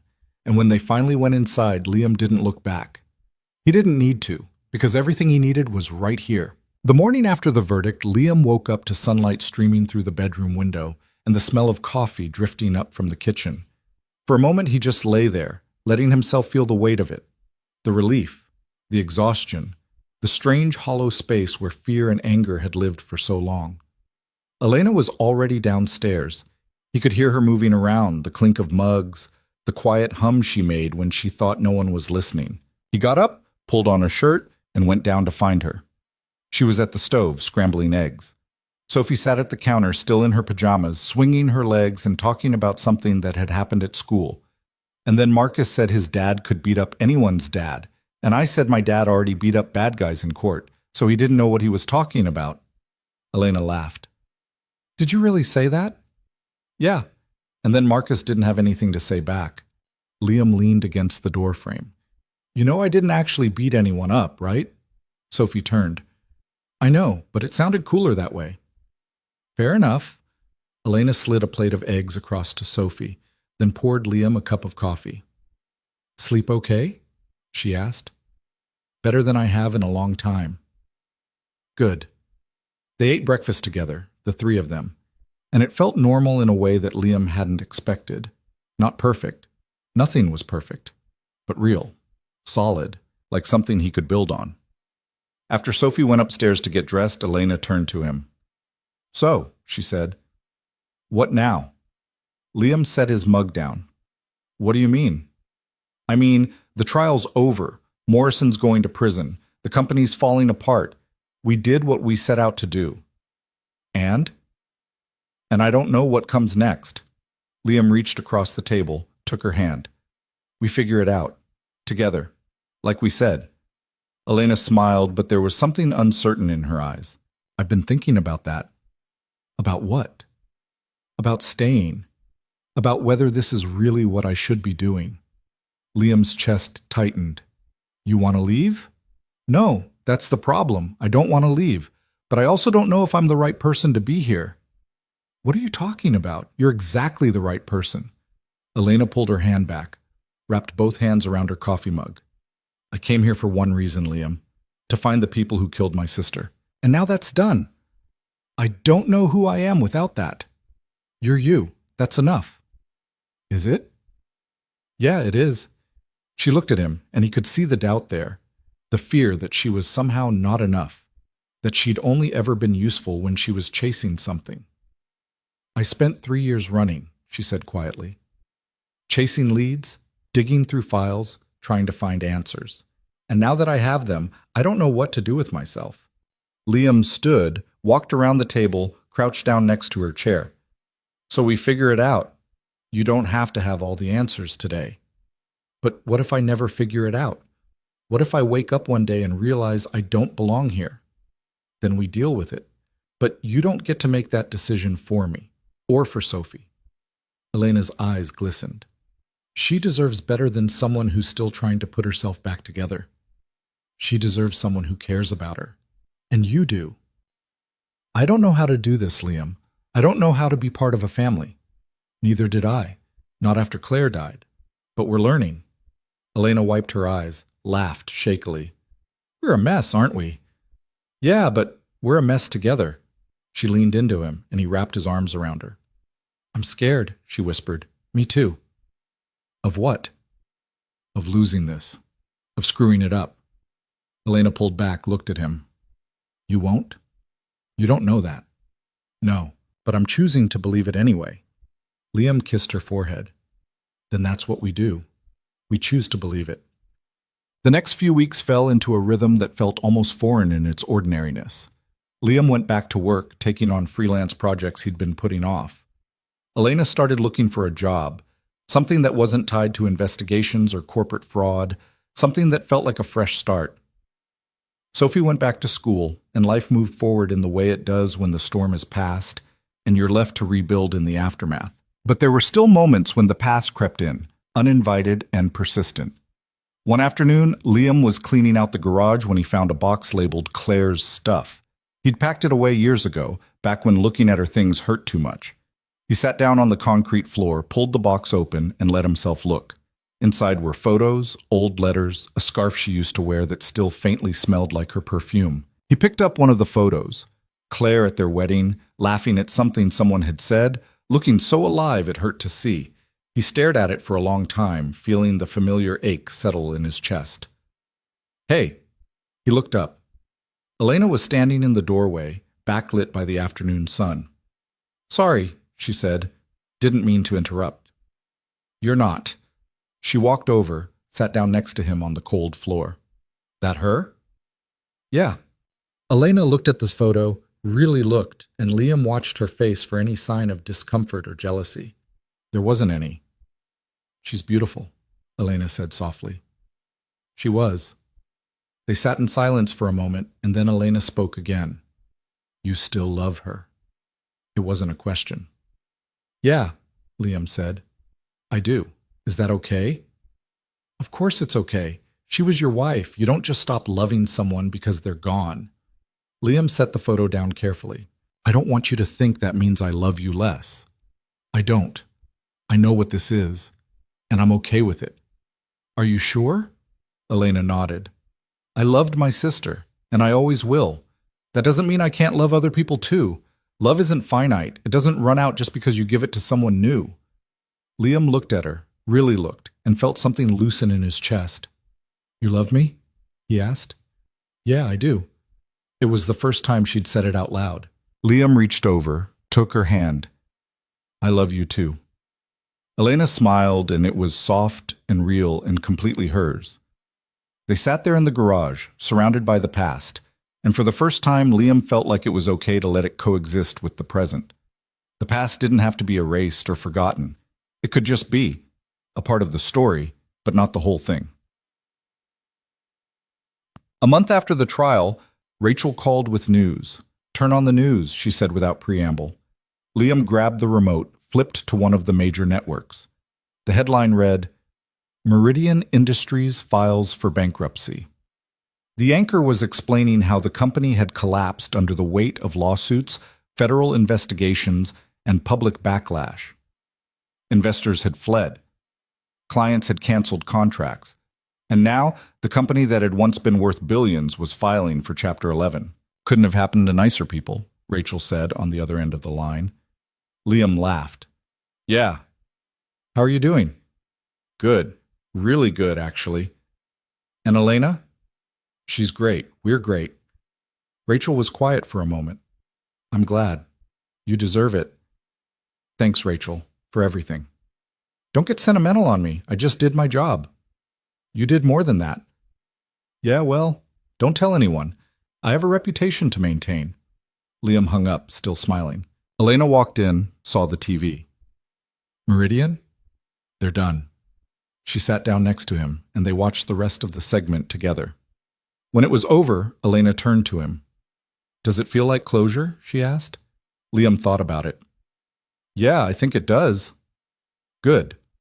She leaned her head on his shoulder, and they sat there, watching the news cycle move on to the next story, the next scandal, the next tragedy. The world kept spinning. That was the thing about life. It didn't stop just because you'd been through something hard.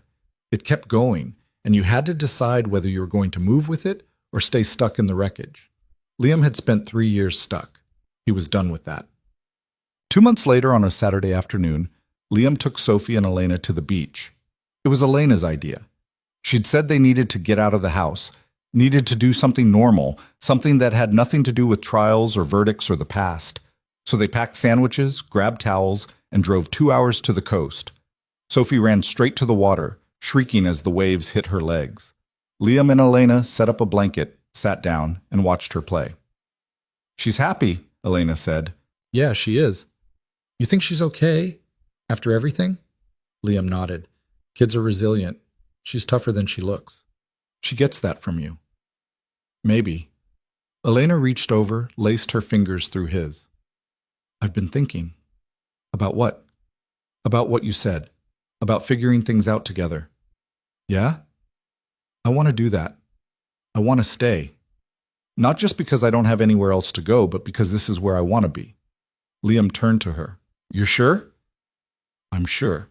He kissed her, slow and soft, and when they pulled apart, Sophie was standing in front of them, dripping wet and grinning. "Gross," she said.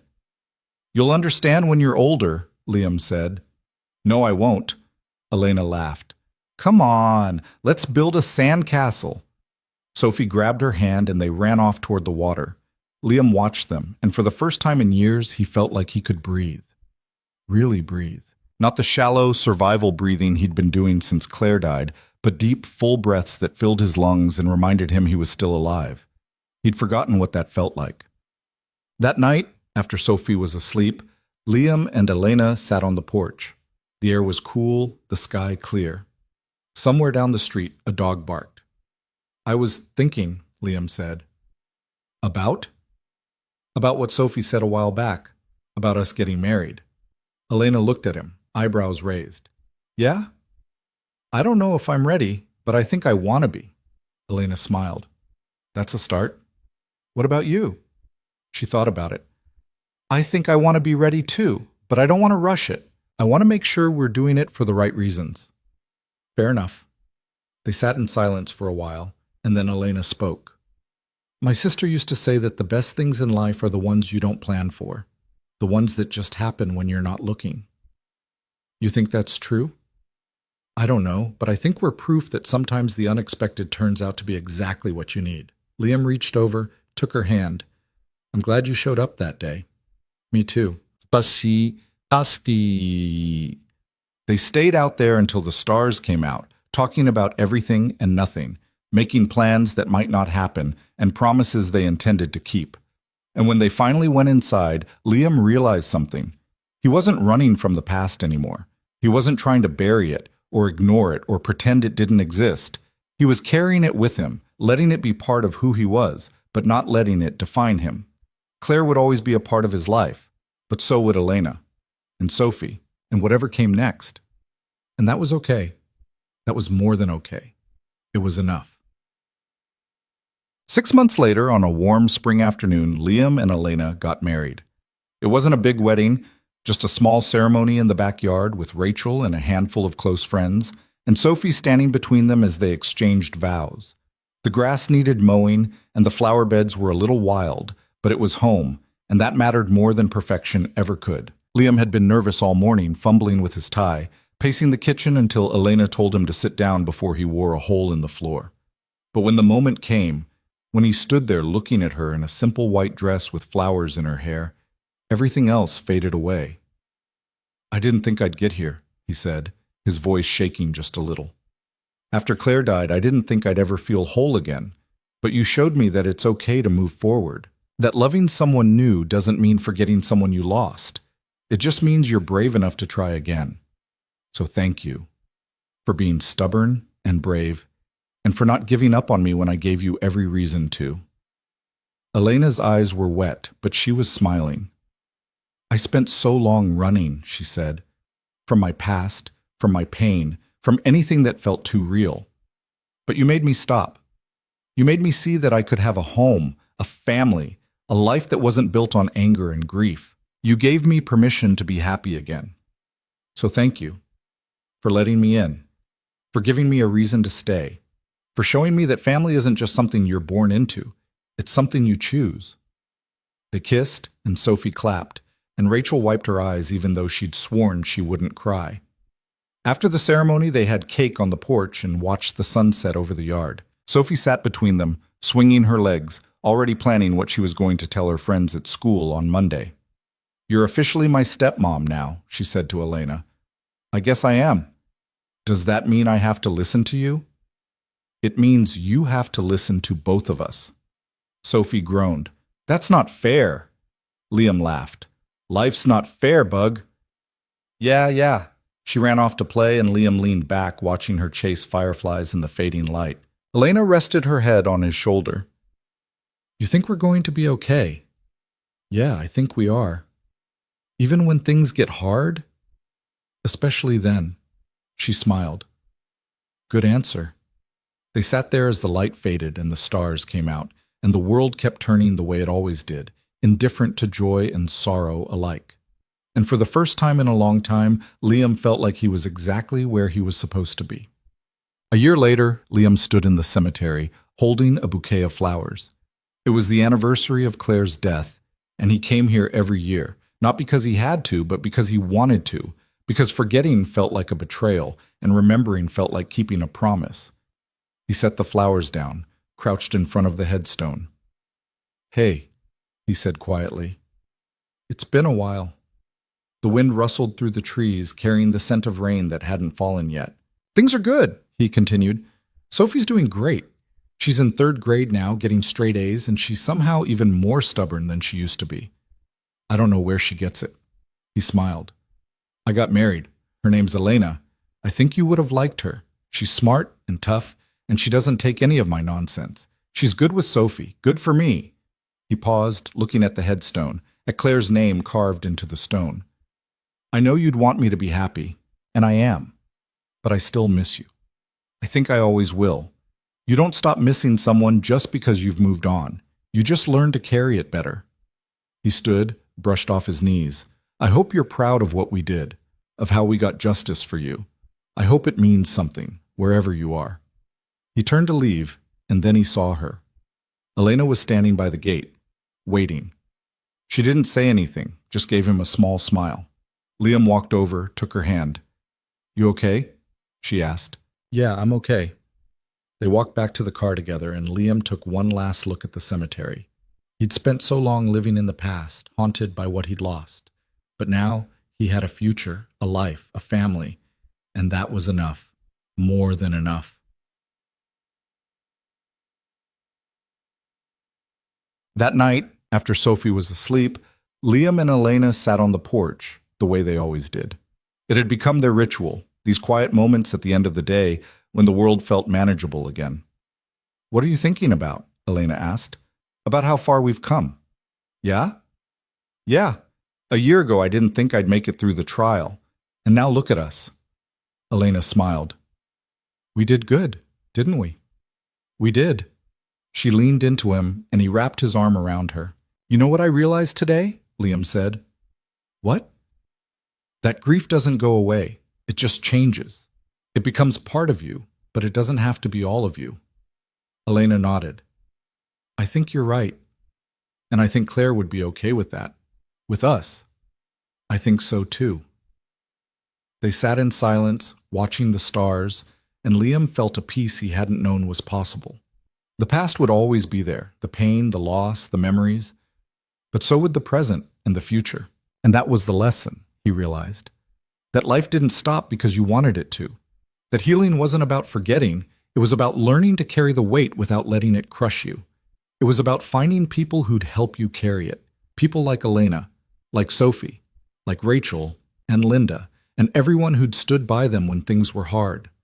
It was about choosing to move forward, even when the past tried to hold you back. About believing that the future could be just as beautiful as anything you'd lost. Maybe more so, because you knew how fragile it was. How precious. "I love you," Liam said. Elena looked at him. "I love you too."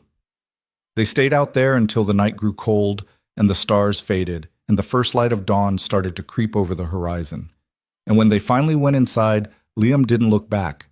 He didn't need to, because everything he needed was right here. The truth had come out. Justice had been served. The guilty had been punished. But more than that, he'd learned something that no trial could teach him.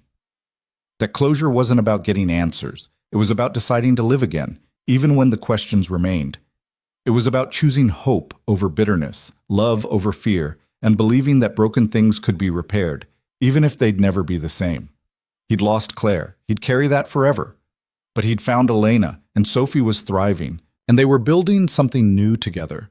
Not a replacement for what was lost, but something that stood on its own, something real, something worth fighting for. And in the end, that was all anyone could ask for. A second chance, a new beginning, a reason to keep going. Liam had all three now, and he wasn't going to waste them.